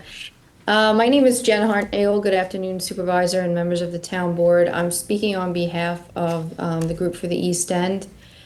I wanted to share for the record that the group did submit a letter to the Town Board and the CPF office a few weeks ago asking for a discussion and a review of this particular parcel. And for the record today, we wanted to be sure to let you know that our support for this reconsideration by no means is a statement against utilizing or preserving ag land. I think this is a very unique circumstance, and it's a tricky one, as we've seen here today at the hearing. And the discussion shouldn't be framed as ag versus wildlife or open space. I think it's a conversation about circumstances. The property hasn't been farmed in a while, and in the meantime, you know, this management gap has allowed for an entire new ecological set of circumstances to arrive, which provides significant habitat for this area that previously didn't exist. And now we're talking about removing that, so that in itself would have an impact. I watched the work session last week, and given the parcel's size and the other restrictions, the scenic easement, what can be grown there due to the height, so you wouldn't block the view shed, the need for a fence, I think at this point we feel it's appropriate for the board to really weigh this reconsideration in however, you know, you go moving forward, whether that's keeping it as a designation and not farming it, or changing the designation, but it is providing significant habitat. And we just also wanted you to know that preservation values of public lands, they can evolve. And in this circumstance, changing values should play a role in shaping the long-term planning and management decisions regarding the purpose and the use of public open space. In this case, we believe the site's current and enhanced environmental conditions support the need for reconsideration so that this land is used in the highest and best public interest. And obviously, lastly, I just wanted to state that however you move forward, it's clear that an active management plan is needed so that this issue doesn't arise on this parcel in the future or other parcels. So whether you keep it as ag land or you move forward with open space, it just speaks to the need of how important management plans are. And I appreciate the opportunity to comment today. Thank you. Thank you. Thank you.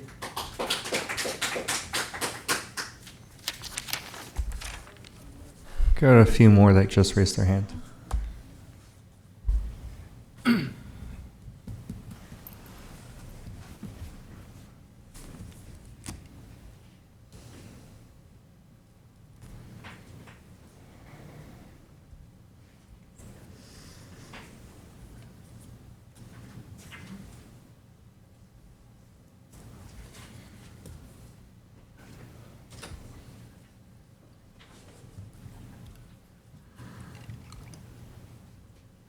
Hello, hi. You're muted. Did not mean to be. Can you hear me now? Yes. Okay. I'm a resident of North Haven, and I just wanted to thank you all very, very much for this intelligent and calm discussion of this parcel of land. I think for me, at this point, there's such a crisis of habitat out here that the thought of being able to leave this land as is, since, for instance, the mention of there being a lot of tree swallows there is remarkable, because that means that there's a healthy amount of insects. And if you read any current climate anxious people's assessment of the world today, we're not only facing a problem with wildlife generally, but there's like an actual insect apocalypse, as it's been called. And to think of the swallows having enough insects to feed on so that there's a healthy population there is in itself now something that's special, which is crazy to say, because I'm sure you all remember driving and getting insects on your windshield and then having to clean them off. And that doesn't even happen anymore. There's a serious problem with wildlife out here. So the second thing I wanted to recommend is that if any of you have the opportunity to go to Mishomek on Shelter Island, the beautiful park there that's owned by the Nature Conservancy, and to walk through the field that you'll find on the Yellow Trail, which is an enormous grassland field that they have actually rehabbed to be very, very healthy and full of native plantings. You'll see that there's an incredible biodiversity and beauty, and exceptional beauty that you really don't find anywhere else. And I remember seeing that field for the first time and thinking, what is this doing here? This is like magic. I mean, it was so hypnotically beautiful. And it was just the way that Long Island used to look in various parts. But all this to say, I think that the solution of leaving it with its designation, but being able to hold it in reserve for there being an actual specific need for it is important, and I can't deny that.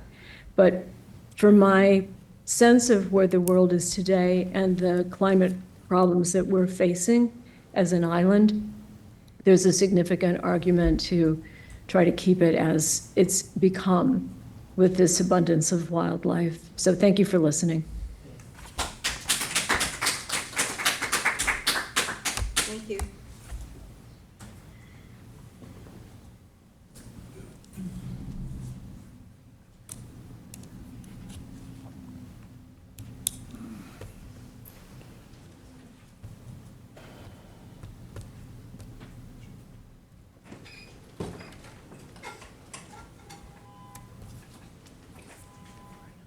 Kevin, are you bringing someone else on? There are two more. Okay, thank you.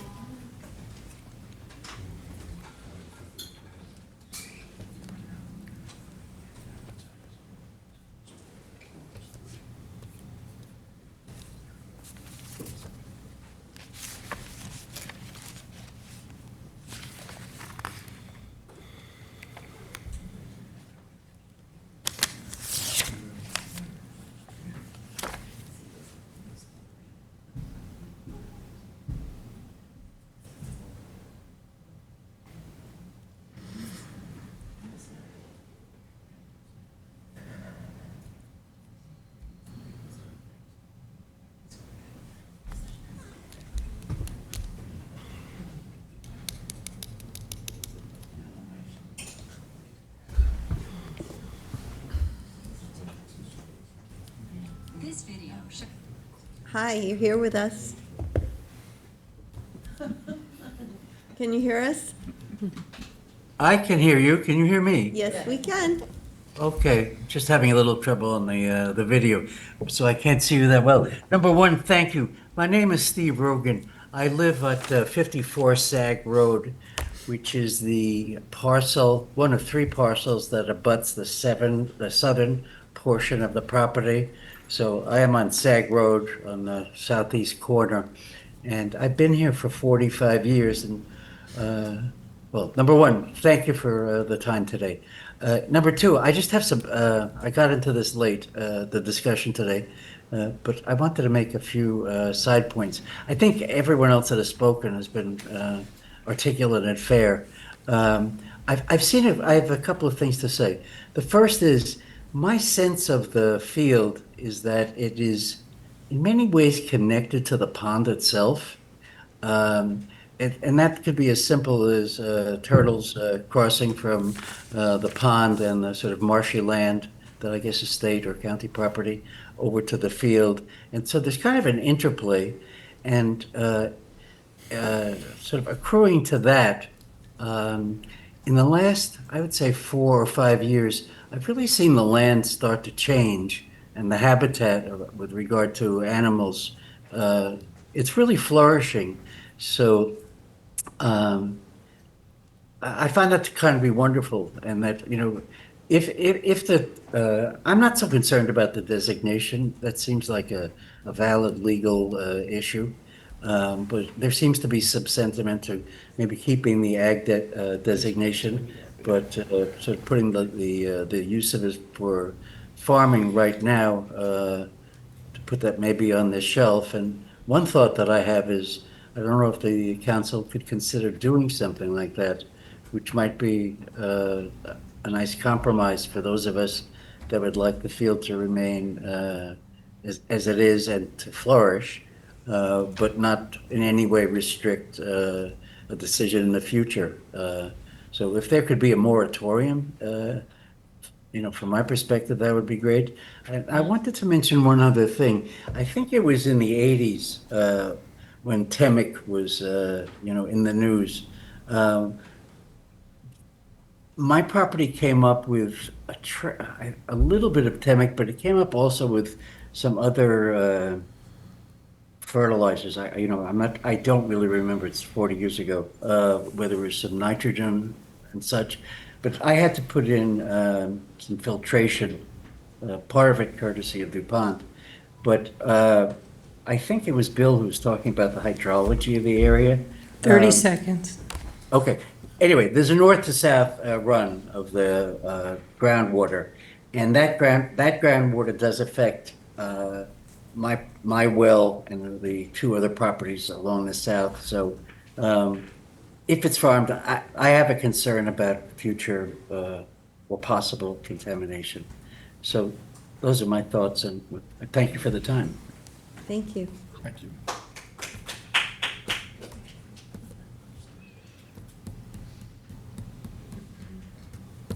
All right, we should have one more coming on.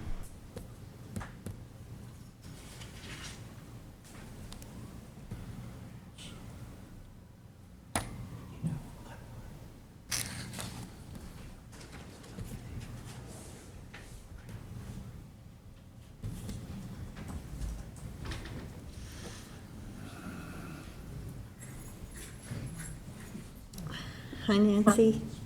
Hi, can you hear me? Yes, we can. Hi, my name is Nancy Dunlap, and we live directly across the street from the field on Sag Road. We have 93 and 81. My husband, who just recently died, has lived here 64 years. And the field has become a completely new ecosystem. It's wonderful to see all of the birds, the grasses. It's a completely different place. But what concerns me the most about the farming, and I wrote a letter to the board, is the traffic on Sag Road now, because of everything that's going on, which is great for the community, is just out, it's pretty out of control. And so I find that anything that would bring a lot more trucks, people, is going to put a burden on the entire community. So I really hope you'll consider keeping the field the way that it is. Thank you. Thank you.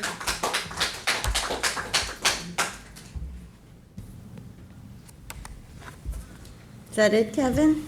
That's everyone. Thank you. Okay, so if there's no other comments, I move to close the public hearing. Second? All in favor? Aye. Aye. Thank you for the active participation today, everyone.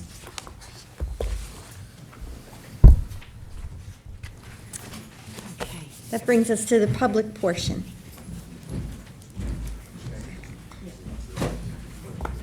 Just give people a moment to head out.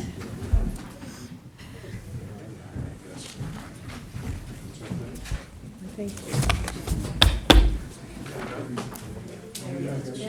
Thank you. Thank you all. Thanks, Mayor. Mayor, we could take your resolution out of order is when we get to the resolution part if you'd like, or I could always communicate to you what happens if you want to get going. It's got full support. Your CPF. Yeah.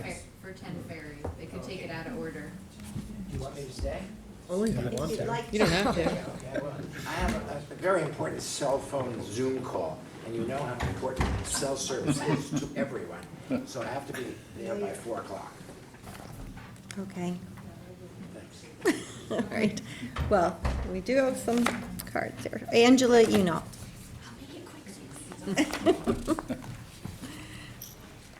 Hi, Supervisor and members of the board, Angela Yunol.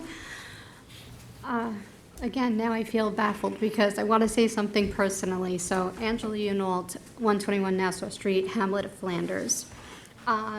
Reeves Bay Park, thank you. Thank you. It's beautiful. Thank you. Brought my relatives there. I've brought friends there that are from out of state. And it's absolutely beautiful, so thank you for it.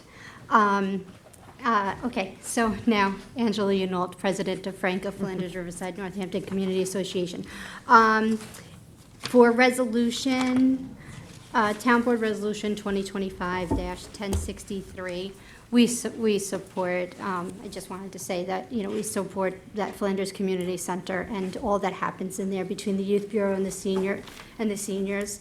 It's a beautiful place for the young people to go and for the elder people to go. And of course, we use it too for our monthly meeting.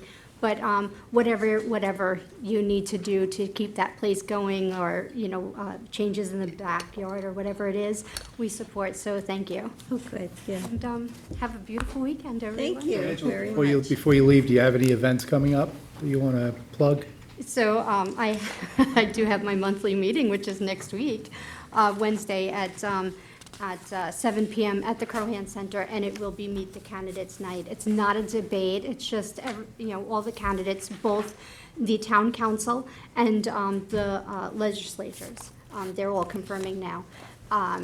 Just get to know you, get to know the community, and what's. And you're preparing for a trunk or treat?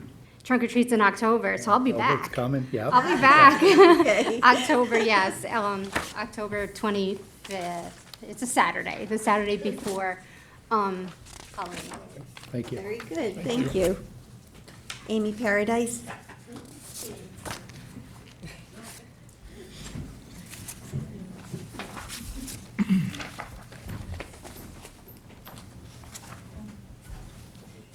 Hi there. Yeah, and I have to say, I'm speaking for myself, because I am on the Sustainability Committee. I'm just speaking for myself today, ladies and gentlemen. You had my letters. I'm sure you know I was annoyed. So unfortunately, in the last 2 years, 4 pedestrians have been killed in Hampton Bays. This is a tragedy. It's atrocious. However, 3 of them, it's perfectly obvious that sidewalks, street lights, every manner of traffic control would not have saved their lives. We don't know about the circumstances of the 4th. It was a hit and run. It took them a long time just to find the person who did it. So what's the point? What really causes pedestrian fatalities? Driver inattention, alcohol and drugs, excessive speed. Also, unfortunately, poor choices made by pedestrians.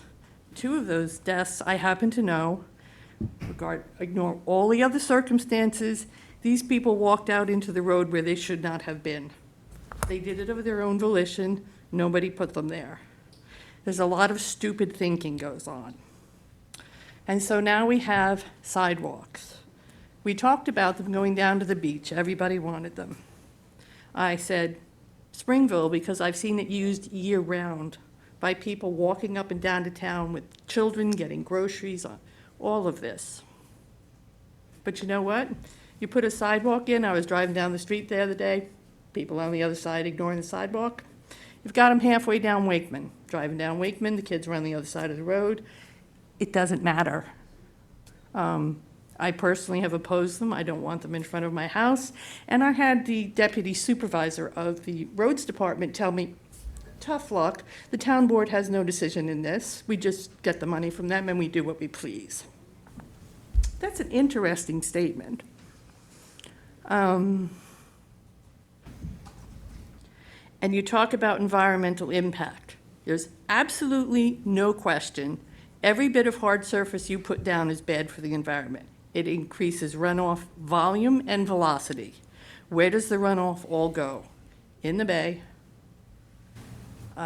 Over time, the tree roots either destroy the sidewalk or the trees get torn down. Sidewalks are expensive to maintain. The salt air here eats concrete. Some of the ones they laid down Foster Avenue, the surface is already coming apart. I just want you to think about where you're putting them. And I told you about that 100-year-old oak tree on the corner of my property. If they come across my property and turn the corner, 30 seconds. what are they going to do? Take the tree down?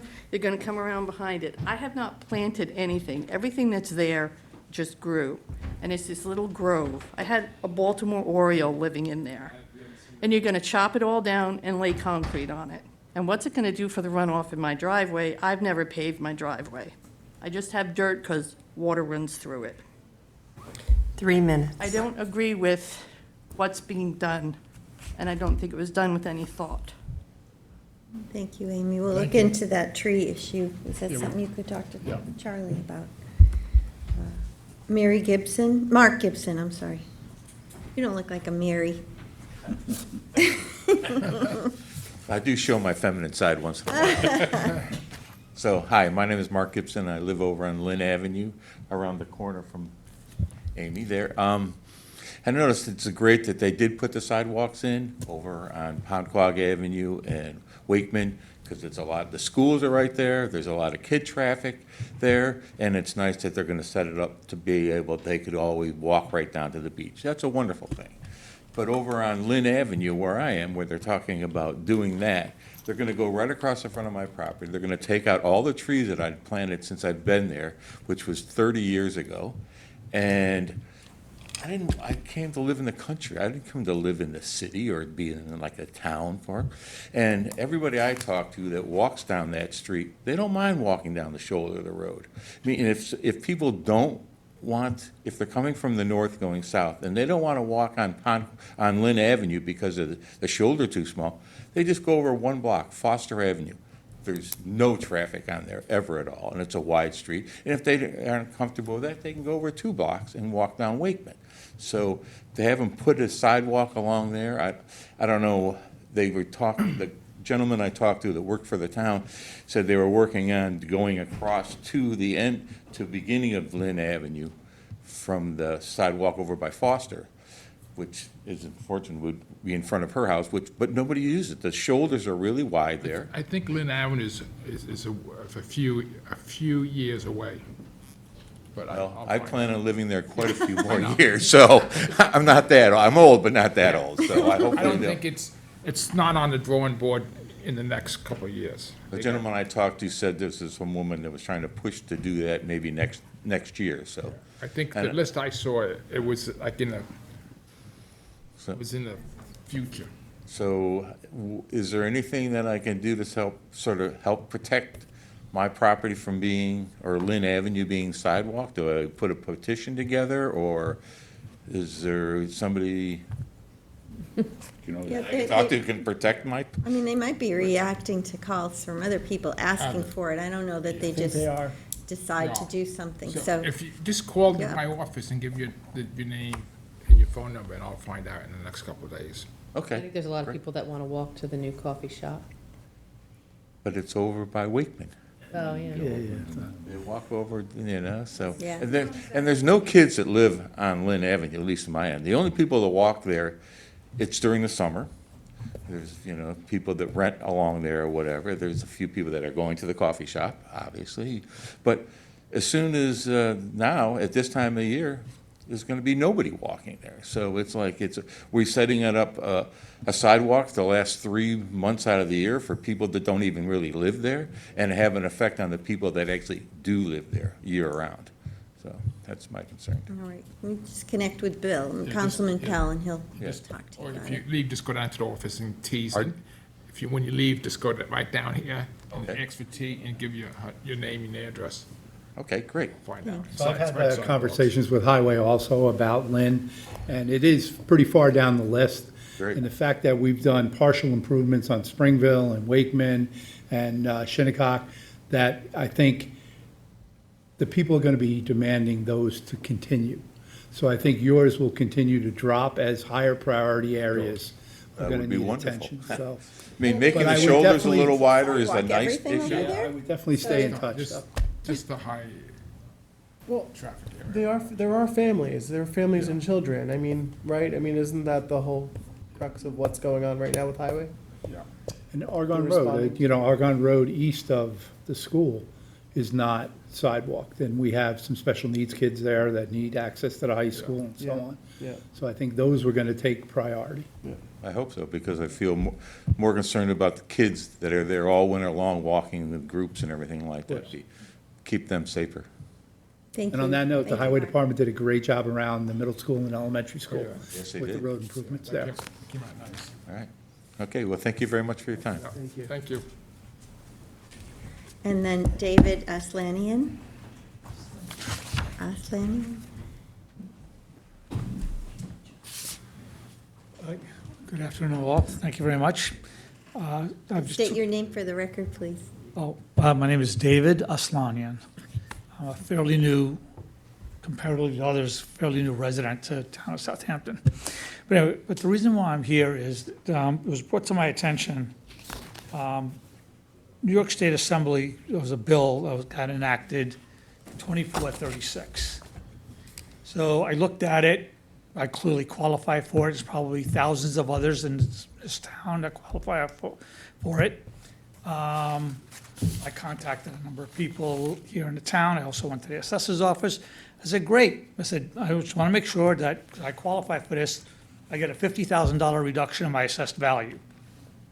And the people there were very nice, and they said, well, you need to go talk to the town because the town has not enacted it. I said, okay, that's what brings me here. So what I'm looking forward for is that when I get my next property tax bill, I see a line item that says negative $50,000 reduction on my assessed value. That's what I'm here for. So I'd like to know, what are your plans on enacting it? So my next property tax bill, I see a reduction. We were told that that bill goes into effect once we do a townwide reassessment. So we're in the process of discussing that, but in the meantime, we haven't implemented it. That's our understanding of when it would be enacted. Well, thank you very much. Sorry for your time. Okay, I just no, wanted to it's know what's fine. happening. Yeah. In the future, if you want to know, just give us a call. We're here. Listen, I'm under 3 minutes. This is quite a commitment to sit through.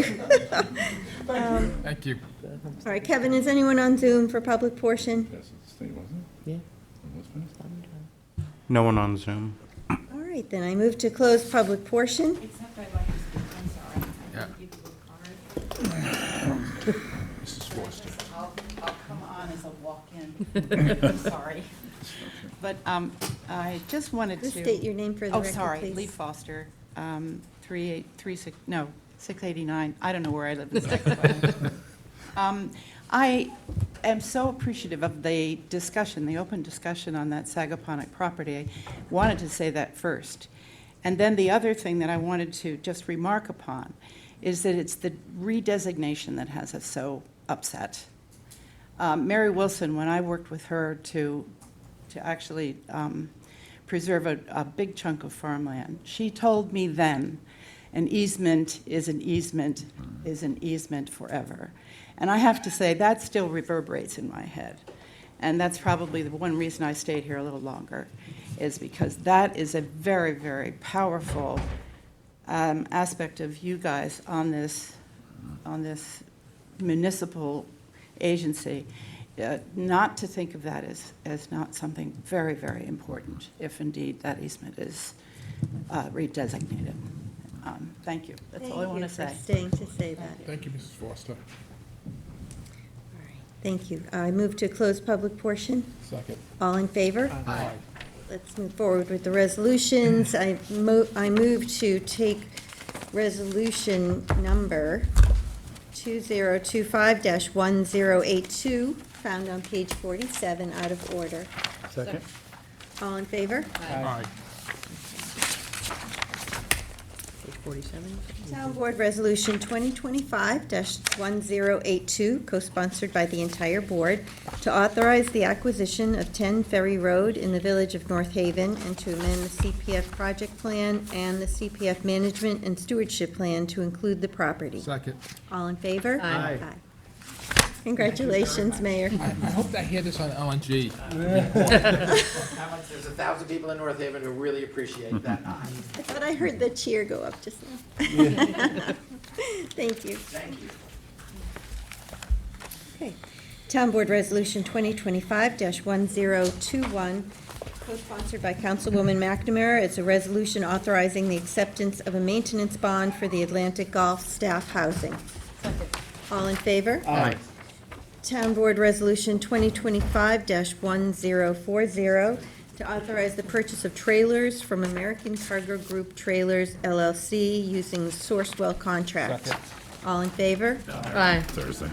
Town Board Resolution 1041 of 2025, authorize purchases of international trucks, heavy equipment repairs and parts with Syosset Truck Sales Incorporated using Town of Huntington contract. Second. All in favor? Aye.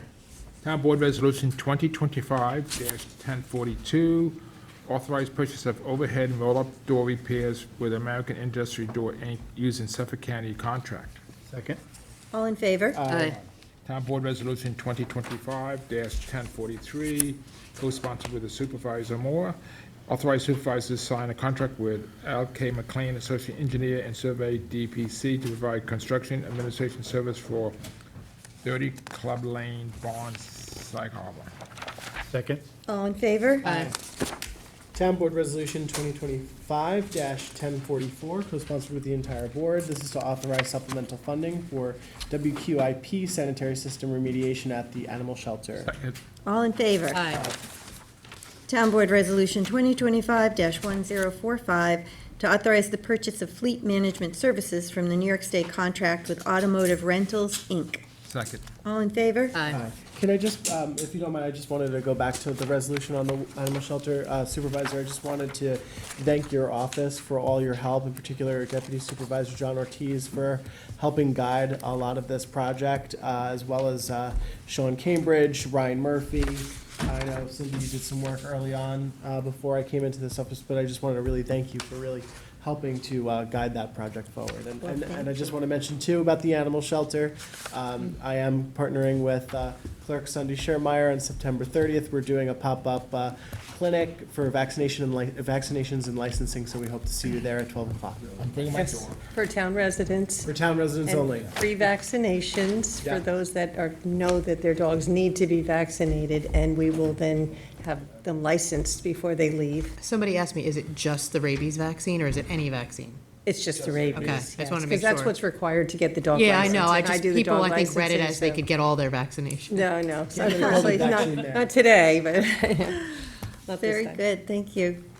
Town Board Resolution 1046 of 2025, co-sponsored with Supervisor Moore, authorize the purchase of Priority Dispatch System annual maintenance from Medical Priority Consultants Incorporated, doing business as Priority Dispatch System for the Police Department.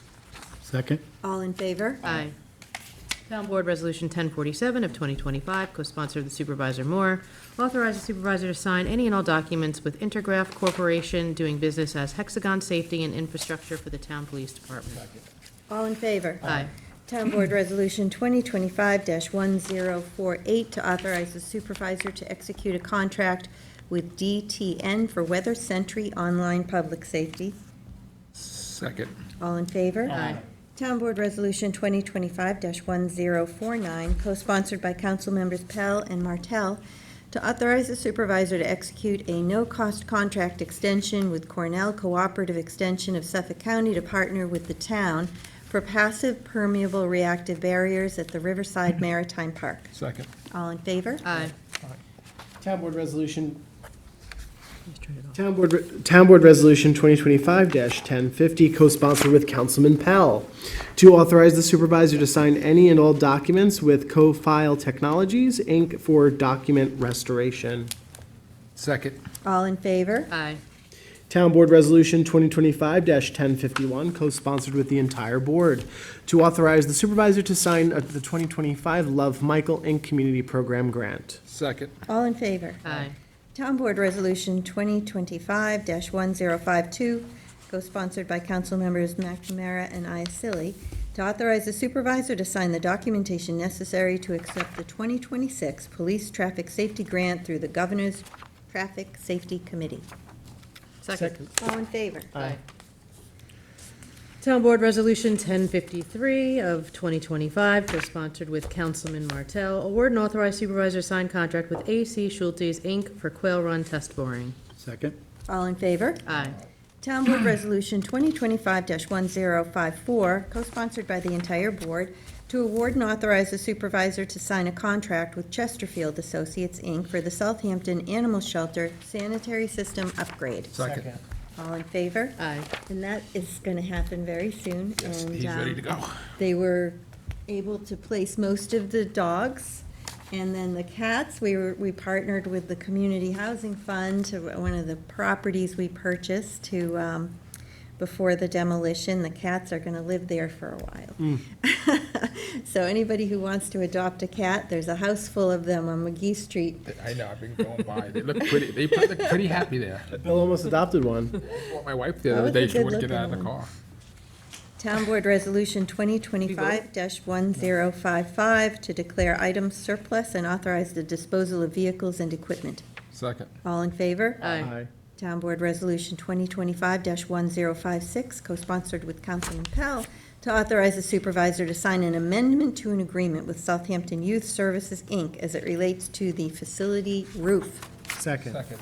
This is to put ice guards on it. All in favor? Aye. Town Board Resolution 2025-1057, co-sponsored with the Councilman McNamara, recall and amend Town Board Resolution 2025-1034, award and authorize supervisor to sign contract with Chesterfield Association for North Sea Road shoreline stabilization. Second. All in favor? Aye. Town Board Resolution 2025-1058, co-sponsored with Councilman Pell, which is the 2025 notice to bidders for a glass pulverizer. The great addition. All in favor? Aye.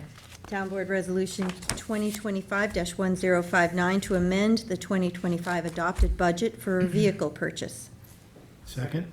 All in favor? Aye. Town Board Resolution 2025-1060 to amend the 2025 adopted budget for waste management equipment repair. Second.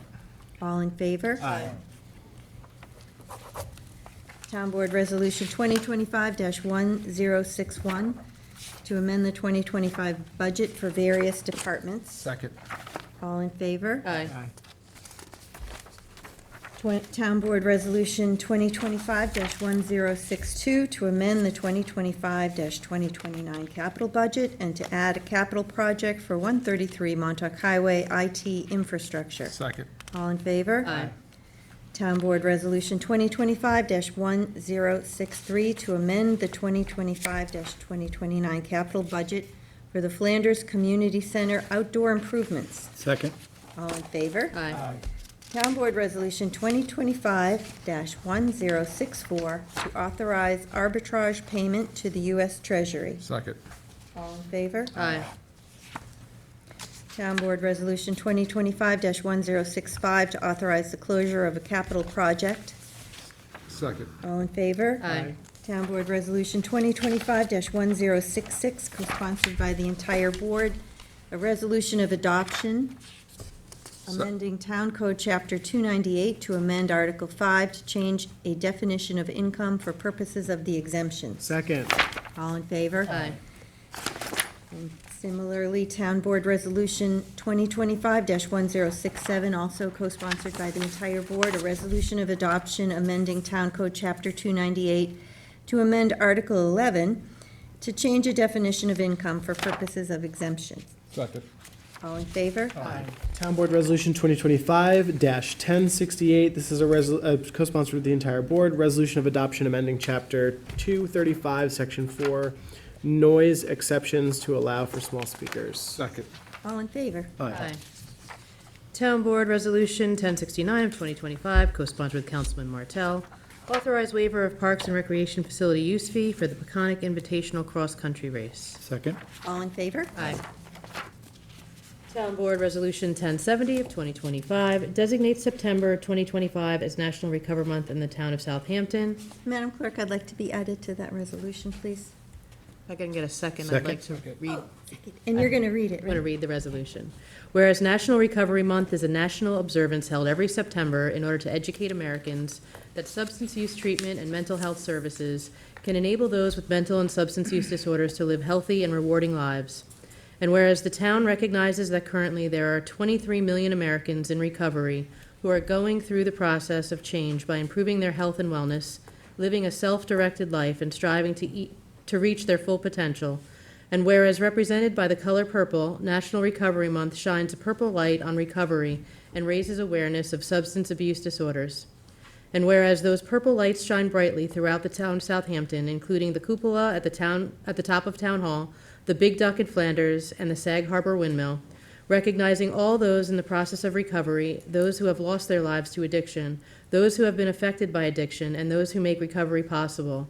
Therefore be it resolved that the town of Southampton hereby wishes to join Safe in Southampton, its members including the Southampton Town Police Department, Human Understanding and Growth Services, HUGS, Long Island Addiction Resources Center, Hampton-based schools, Hampton Coffee Company, the Town of Southampton Youth Bureau, Stony Brook Southampton Hospital, and Safe in Sag Harbor, and other community members in designating September 2025 as National Recovery Month in the town of Southampton. Second. And Madam Clerk, can you add me to it too, please?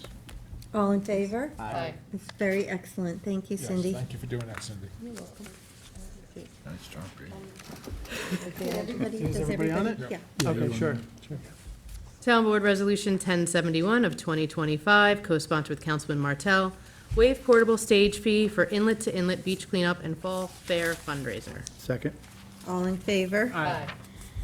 Town Board Resolution ID 1072 of 2025, co-sponsored with Councilman Martell, extend approval of change in zoning classification from CR 40 to multifamily planned residential district for the application entitled to preserve at South Country Road in order to facilitate development of 78 affordable housing lottery units, less than 6 units per acre, and 1 superintendent unit with over 6 acres of open space, 38% of the property in the hamlet of Quiog.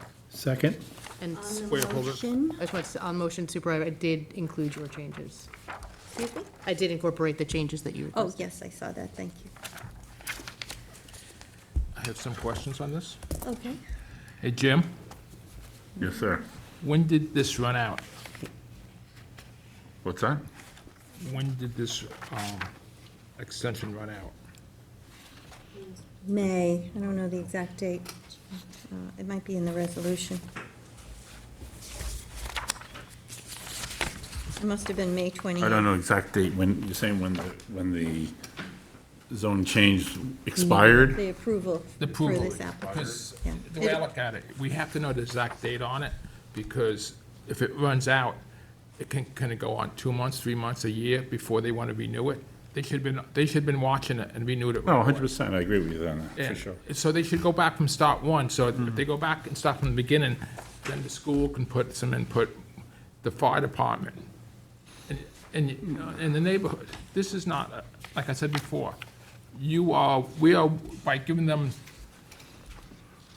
the last resolution a couple weeks ago, $2.7 million for housing, that was a gift. It's 100% financed, and it's not a good deal. They can walk away tomorrow if they don't like it.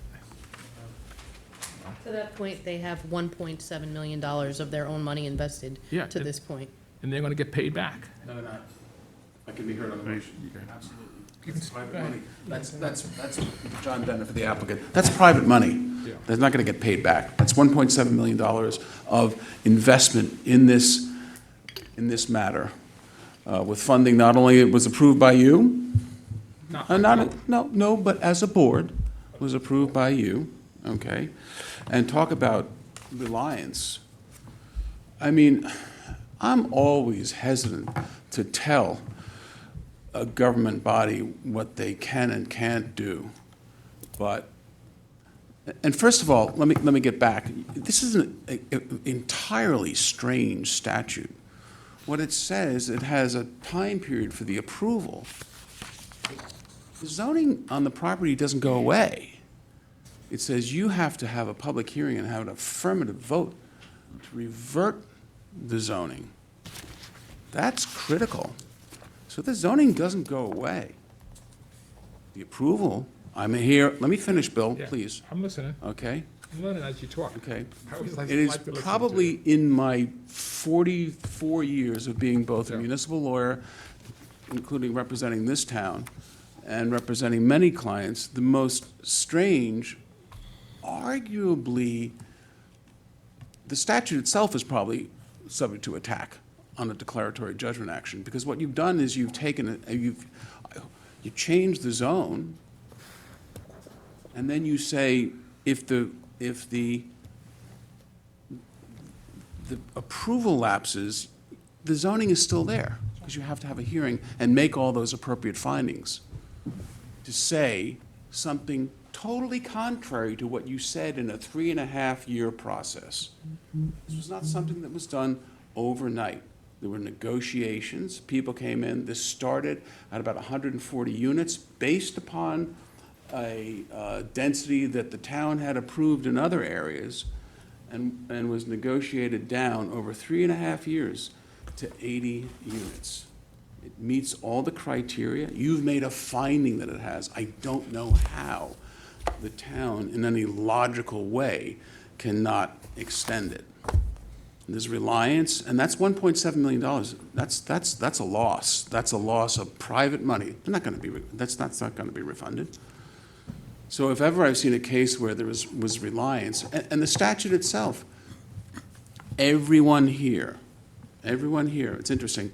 I just ordered a book from Amazon about the difference between some governments, the way we deal things and the way things are dealt in other countries. This is a very lawyerly country, for better or for worse. So what happens is that projects that would be approved, voted up and down in other countries, take forever here.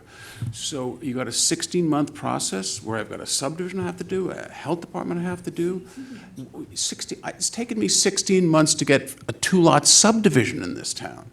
So the statute doesn't make sense. The statute is contrary to the facts. So in here asking for a 6-month extension is a very non-aggressive move, given the enormous amount of monies in reliance. If I may, to your point. I'm so sorry. No, it's fine. I feel pretty passionate about this. I'm sorry. I understand where you're coming from. I walked into this after the elect to consider, when it was elected to consider it was 104 units. I would never have agreed to 104 units, and through the public hearing process and from CAC meetings and everything else, we got it down to 79 units, which I think after we had the public hearings, we all kind of felt comfortable with, and that's what we approved. To Mr. Bennett's point, they already have gone to the planning board, and the planning board has given them their pre-app approvals. Report. The The pre-app report, report. but the planning board is giving them until January 9th of 2027 to get their subdivision and their Board of Health approvals. So the planning board is saying we're gonna give you to 2027 when we can't even give them that much time. I don't think the planning board can give them that much time. So, They have the so plenary to, authority to, to so do to, that. so to Mr. Bennett's point, I am working with the attorney's office, and I think it's something we all need to work on, and I'm willing to get your input, but we have to absolutely change this, after you go through a change of zone, because not only do I think that after $1.7 million and 3.5 years to get to this point, if you then have the ability to say, we're gonna pull it, we're never gonna get anybody to come into this town to invest in affordable housing. Because to take that kind of risk and that kind of gamble to say, we're gonna give it to you, and then you have to get through our process that you can't get through in the amount of time we're giving you, or we're gonna pull it, it sets a really bad precedent. And it made me feel better today to know that they do have $1.7 million of their own money invested in this. Because I think that was something all of us kind of had to struggle with, that, we didn't want them making a profit off of, town money or county money. But, it did make me feel better to know that they have nearly $2 million invested in this. Well, there is So, a $4.5 million developer fee that they'll be getting. at the end. Yes. So they're gonna John, get why their did money they back. ask for 18 months when the statute provides for 2 6-month extensions? I toyed with that, but your statute says 6 months extensions. It's literally absurd. You should rewrite it. I've never seen anything knows you as can't get through the as process in silly. 12 months. It's just absurd. I literally can't get. It has taken me more than a year, 16 months to get a 2-lot subdivision in this town. A 2-lot subdivision, stuff I used to be able to get in 3 months. And I'm not blaming anyone here. It's just what has happened in the process. But it's something that we all have to work on. It's, but yes, because, people get up and they misuse the seeker process, they misuse the the public hearing process, they extend everything beyond what it was meant to be. I'm not saying that this is right, but I never forget a client of mine was buying a piece of property in a subdivision that had approved 60 lots around Round Pond, which is just south of Sag Harbor. Application was filed in Excuse me a second, November John. Excuse and me, approved John. in May of the next year. Excuse me, I want to get back to the point. But this is the point, Bill. No, You the can't point, get through John, this town. the point is that Jim said it ran out in May, okay? I'm not saying. I didn't say what date, but it did, well, there is I a. asked you to, can you go find out then? No, May 28th. May 28th, Yeah. okay, so ran out in May 28th. How come you was not in here May 29th and say, I want 6 months, I want 18 months? That's the problem. How is with that a me. problem? How That is is a- how does that affect that- anybody's reliance, Bill? How is that a problem? I let you talk, John. I know, Now, but I'm let me talk, responding. okay? You should have been in there doing the paperwork for your client, or your client should have called you or another lawyer to come in. It's running out, okay? Because if I'm building a house, my permit runs out, I have a month grace period. Then I have to start from the beginning. That's what should have happened. So, okay, so you, number Okay. one, Can you're I you're gonna be just- punitive about that, number one. Number two, it wouldn't have mattered anyway, because according to your comments, you wouldn't have voted for it then anyway, Bill. Be honest.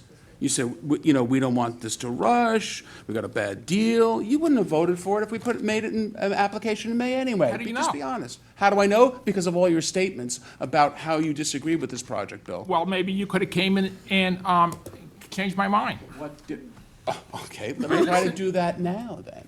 I'm trying to, but you haven't given me a good You have thing yet. 1.7 million, you have done nothing, relatively speaking, for workforce housing in this. I have 5 children, I'm a local resident, I have 5 children that would be great if they could move back here. Guess what? It ain't gonna happen, because everybody, I saw it happen as the town attorney in the 80s. Everybody said, oh, yeah, change that to 5-acre zoning, change that to 3-acre zoning, change that to 2-acre zoning. Say you can't do anything Don't say over there, we've change done that to- nothing. Well, We get about $1 million a relatively month, and speaking, we are Maria, using all of it. that was a misstatement, yes, but, that's why I said relatively speaking. You're right to correct me on that.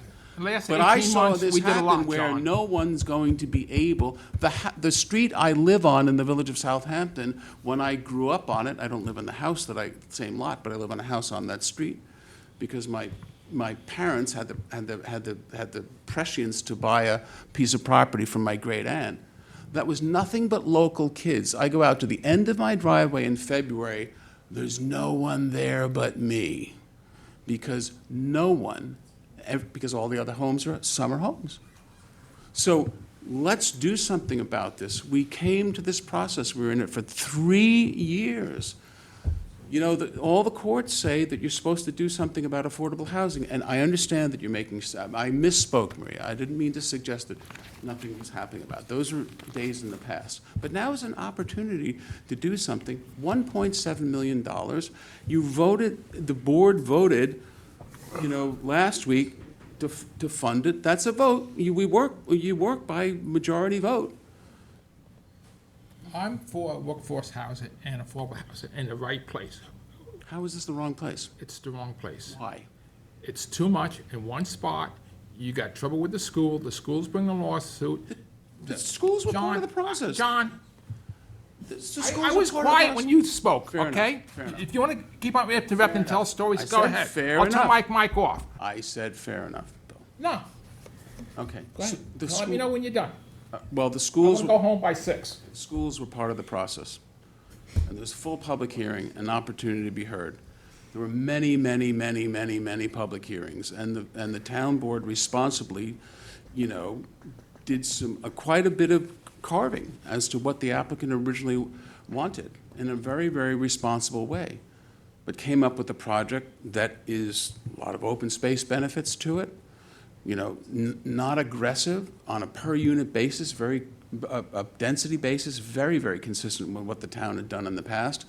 And then I have to say to you, how do you not, you've made all these findings, when I say you, I mean the collective you, have made all these findings in your approval resolution for this. It's not just like someone, a third party, an arbiter is going to look at that and say, oh, you can just change your mind about all that stuff. There's lots of law out there. It's the progeny of the cases Knight versus Amelkin. You can't just say, we've got new board members, we're going to ignore all those findings that were made after 3 years of hearings. So I'm not here to rattle the saber, but what comes out of that is a very rational way to look at the past behavior and the fact that you have an existing approval and the fact that the board didn't just, you know, lay over for this applicant. Very, very, very, a lot of negotiations about what the appropriate amount was, and that's what your findings were based upon. So you can't just walk away from those findings. Even though you as an individual might have made a different set of finding, you as the town can't just say, because there's been a personnel change in the town board, after all that making of the sausage, as it were, you can't just ignore those. For better or for worse, you're stuck with a lot of findings. Yes, but there are, you know, different things that we're talking about. I mean, the first was, you know, yes, the zone change was granted by the prior board. But then, a year later, the applicant came and asked for some community preservation fund money. And, you know, I support workforce housing, and I support a balanced approach to ensure it's even-handedly placed throughout the town. And one of the reasons that I didn't vote at the last meeting was because the approval, whether the statute is okay or not, you know, the approval had expired. I don't know how we can award funds when the approval had expired. But the board did, but I also had a concern about doing it because, you know, most of the project is being funded or presumably with the state and federal tax credits, and I thought the funds, these community housing funds could be perhaps better used for projects where the need was greater, rather than to just reduce the amount of money that the developer had to put into the project. So I just wanted to go on the record and say that's the reason why I said what I said at the last meeting. But during the course of all of this, when now it's before us to vote on whether we would extend the approval, I don't know how we couldn't do that because, you know, you have to give people the opportunity, the statute allows for it. But I will say that it's come to light that for me anyway, you know, of course, looking into things as they come up, the Nelson Pope and Voorhees report, where they said the environmental issues, there was no need for remediation. Now we received an email from the state back, you know, a couple of months ago as to why the applicant was denied the tax credits on the first application, and it said the reviewers thought the development team needed to do some additional environmental testing to finalize any remediation costs. So it's concerning to me that Nelson Pope would put in the final environmental impact statement that there's no issues, there's no need for further testing or remediation, but then we have this statement in the email about the environmental issues. So no matter what happens, if the vote passes today for the extension, I'm certainly going to ask our housing director when she comes back to look into, are there environmental concerns that were overlooked during the course of the board's review, and now the state is having issues with it? If they didn't meet those requirements, though, they wouldn't get this round of tax credits either. Wouldn't get this round town of tax credits I think they would either. have to address those to get the tax credit. To a certain degree, one of my biggest challenges is dealing with what sometimes are nothing more than speculative head scratching by certain other agency staff members. I don't know how else to say it. And I just don't know. I don't know how else to say it. I'm trying to be very polite about it, but we did.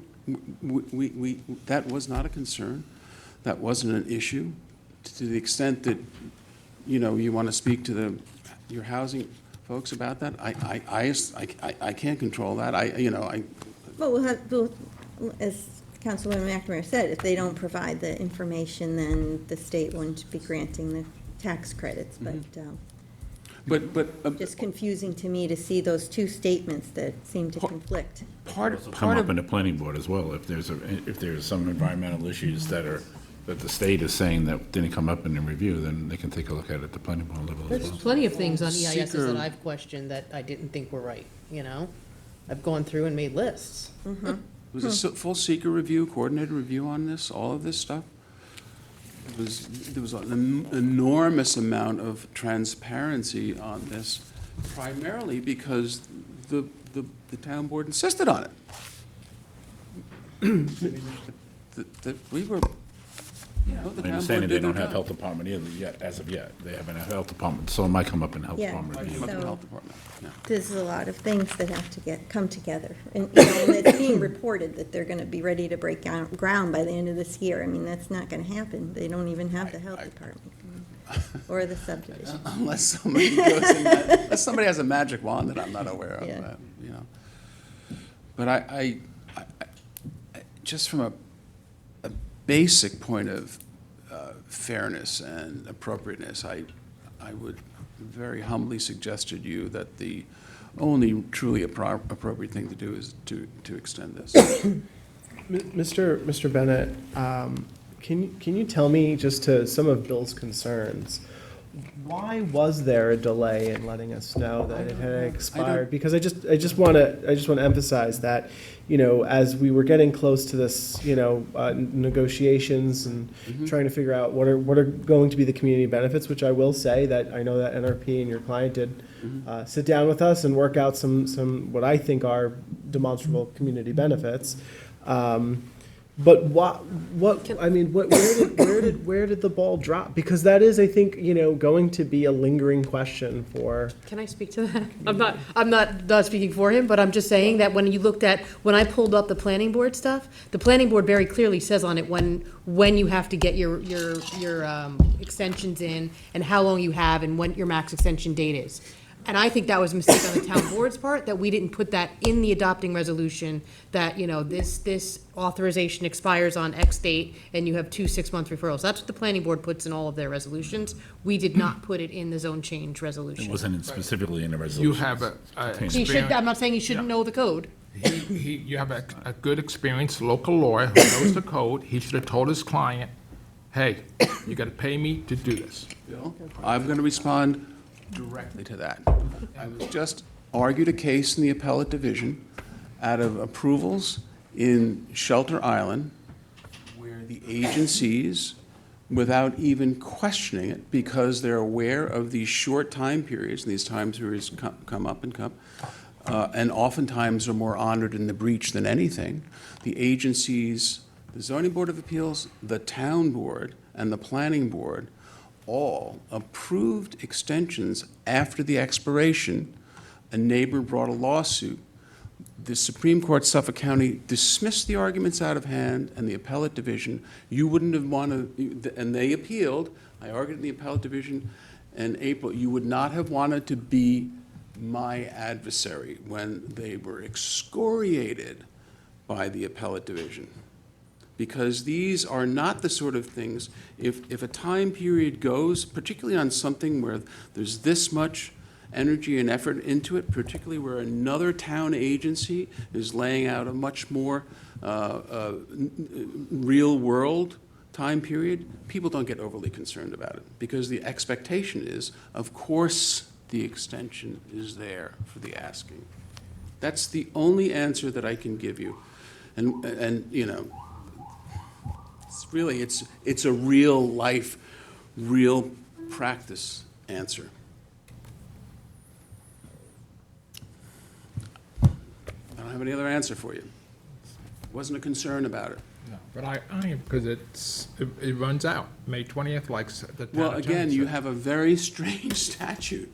I don't think, I would challenge anybody to see a statute. First of all, a zone change statute that has an expiration to it is at a minimum bizarre, but this does something even stranger. What it does is says that it doesn't change the zone after the approval has expired.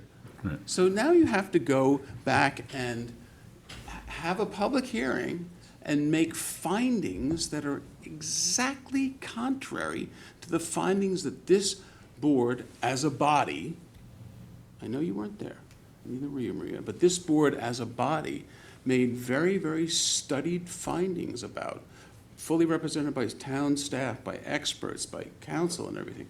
That's a pretty high burden. Well, it could be that the fact that you have to have a public hearing to revert the property to the prior zone is separate and apart from the applicant itself, and that if you have an applicant who hasn't moved forward in 18 months and then another 12 months, perhaps there's someone else out there who is serious about the project and who would move it forward. So I think that the statute could be considered, other than the timing, maybe that's not long enough, but to say that your approval has expired, you in particular, NRP, doesn't mean that the board necessarily has to change the zoning when somebody else could say, no, I'd like to buy that and develop the property under that zoning that's still in place. Yeah, well, we're not there, though. Yeah. We're not there. Well, one of the things, and Counselor, correct me if I'm wrong, and just thinking this through, we have a situation here where whether or not the zone change expired or not, what it seems to be that the determination is that it doesn't automatically revert to the original zoning. The zone change that was decided by the then board exists now, even with the expiration, correct? That's correct. Okay, so with that, I'm looking at how some of us arrived at our decision with respect to Liberty Gardens. A lot of people were very happy with it, a lot of people were not happy with it. But in that particular case, the previous board sort of laid up the zone change for the new board. And the new board came in, looked at it, made our own findings, made a determination, and shot down the idea of the zone change. In this case, the zone change has already been made by the previous board. I have a hard time finding a way to reverse course here. I agree in some sense with some of Maria's and Bill's concerns of just the overall, approach, perhaps, whether or not there are questions about the engagement with community groups. Your applicant has said that there has been engagement with community groups. The previous board has claimed that there has been engagement with community groups. Can I read this to you? Sure. Because I looked this up today. So this was from a December 2nd, 2021 meeting with the CAC West. This is from their meeting minutes. It was a very well-attended meeting. They had a Approximately how many meeting. people? It was a lengthy list. But this was when it was actually being proposed this was, I think, before the elect to consider even, when it was at 180, I think they started trying it again. Yeah, it was up there. And there was actual comments in that CAC West meeting. There were people that were talking directly about Spion Commons, and they were saying that Spion Commons was heavily studios and one-bedrooms, and they knew many single mothers that actually were sleeping on the couch so that their child could have the bedroom, and they wanted to see more 2 and 3 bedroom units. So that was a change that was made directly as those comments, but this was a comment that was made at that meeting. As a community, we need to decide, how do we get to a fair and equitable solution? The process is to have meetings like this, to have many discussions and offer views in order to give the town those views that resonate with them, and then start the process of whether or not this even goes forward. That was before the elect to consider even came forward. There was community minutes, and we did do the prior board, what this board has done, and we went to the community before going forward. And like I said, I came in after the elect to consider. I never would have said yes to 104 units. But with the preservation of the open space and the clustering, and knowing that that site, I believe, is 17 units as of right, and it's not in the APOD, so there's no clearing restrictions. So, to preserve that much space, which is over 6 acres of the property, to me, with the cluster of 6 buildings, didn't seem like a hard thing. And to Councilman Martell's point that he said in the past, we go into somewhere in North Sea and we're doing, 15 units here and 9 units here and 12 units here, and they're small things, but they all add up. So you put 79 units in 1 acre, in my opinion, that area is done. Like, we're not going back there. That's what they got, that's what they have. It happens to be on one 17-acre piece. But, is it better or worse than having, an area where we're, spreading out little things here and there, which we're getting pushback from now too? I would represent to you that then Councilman Bouvier was almost like a liaison between the board and the community groups, which is really his back and forth with them is what amounted to the very, very, very substantial reduction in the number of units. Well, my understanding also is that when it was applied for, the code said you had to be within a quarter of a mile for the MF 44. And that the board actually, in between the approval, changed the code so that they would qualify and made it a mile of a downtown instead of a quarter of a mile. The problem is So, that what was the because you rationale? can't There's a find reason for that. You can't find a site. Law of a quarter mile, that it was a rational, thought out purpose so that it could be walkable. Yeah, but And then you the can't- board changed it to a mile so that this project would qualify. You can't find a site. Think about, you know where it is. You were the mayor of the village of West Hampton Beach.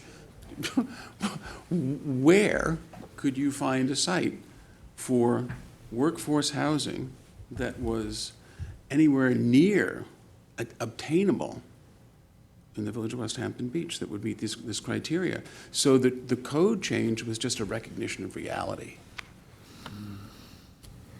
I mean, I would just like to finalize my points, though, and if the zoning doesn't automatically revert with the expiration, we were just speaking about the Poxabog case, CPF acquisition, citing the, how it was intended. And one of the arguments was it was intended to be farmland, therefore, that's how we should keep the designation. And some of us on this board are arguing for, well, that's how it was intended back when it was acquired. So why are we going to change it? There are some legal considerations if we do that. I think the same thing exists here. If we decide to not go forward here, we do risk some implications legally, I think. I would say, I think it's pretty straightforward. The reversion, specifically the argument that it reverts, I think is getting sort of mixed up in all of this. And the press put out an article recently about this conversation at the board.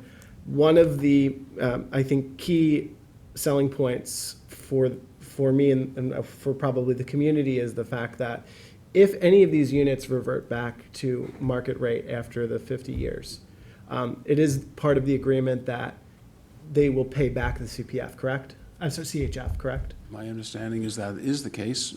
That's my understanding as well. Yeah, because the CPF, well, actually, the We units. get 28 units in Yeah, perpetuity. yeah, the 16 of the units that the town is putting 100% And we did of 12 them, those more. are in perpetuity. And 12 more. perpetuity. Oh, 12 more, okay, Yes. okay.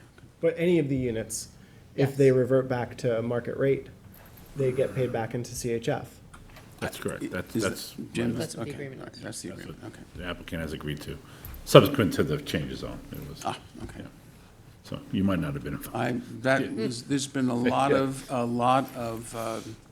cooks in this kitchen. I think if John was, Definitely. I think John was involved, it would have been a much smoother process, and that's, Thank you. and that's what we're running up against here a little bit, you know, we are running up. Ideally, if there was going to be, you know, if they should have made the application to extend prior to the expiration, and I think if John was involved, or, you know, any local council was involved of John's quality, you know, with somebody else, we would have avoided this issue, you know, as far as the expiration, and that's, and, you know, ideally, that would have been the situation, you know.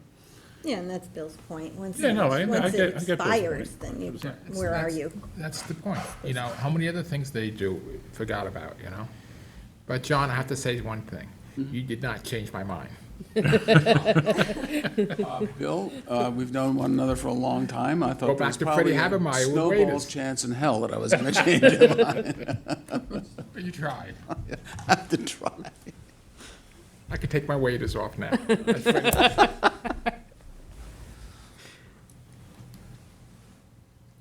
Any other comments? I think there was a motion. And a second. And a second. yeah. All right, so let's vote. All in favor? Aye.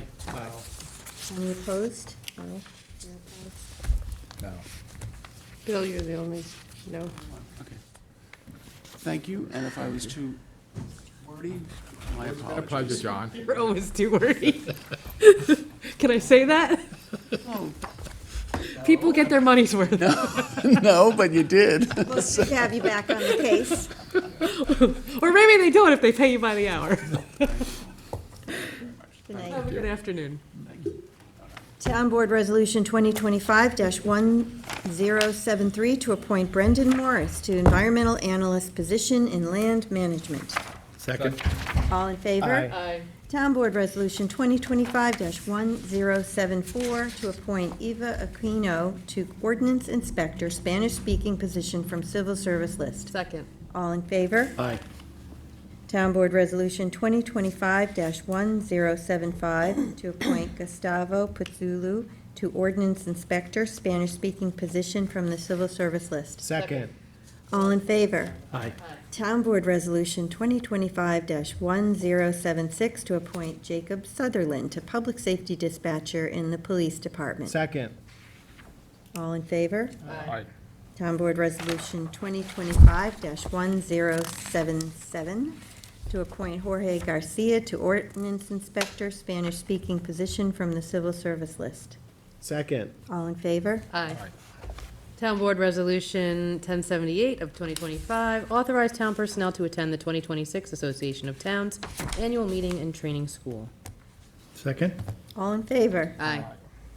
Town Board Resolution 2025-1079 to reappoint Lisa Gore, sole assessor for the town of Southampton. Second. All in favor? Aye.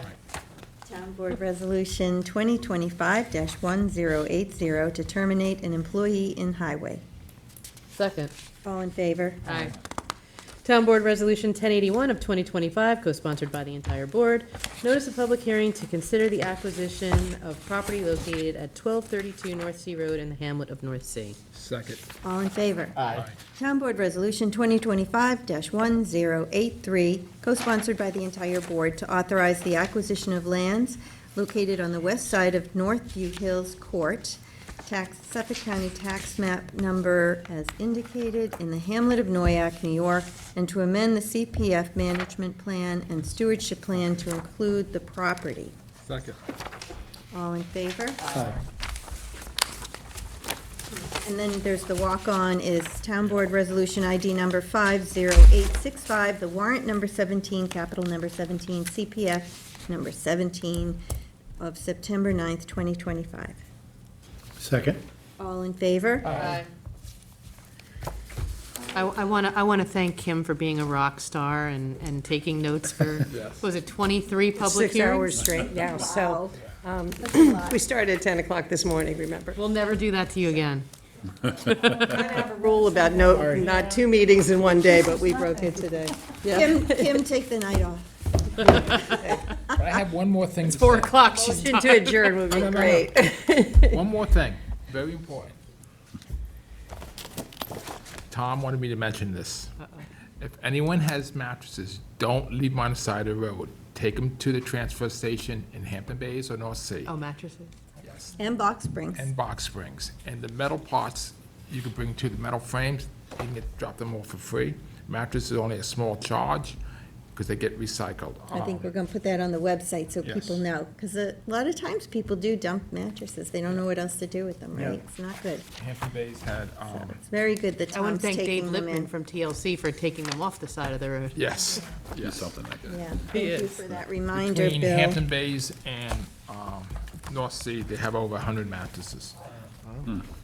Wow, really? Yes, Over 45 in Seasonal, Hampton Bays, I people just think, dump their and mattresses. they have like 60 in, Is that just recently after the It's like end of the after summer? Labor Day kind of thing? Really? yeah. That's horrible. All right, done. if there's no other comments, then I move to adjourn the meeting. Second. Second. All in favor? Aye.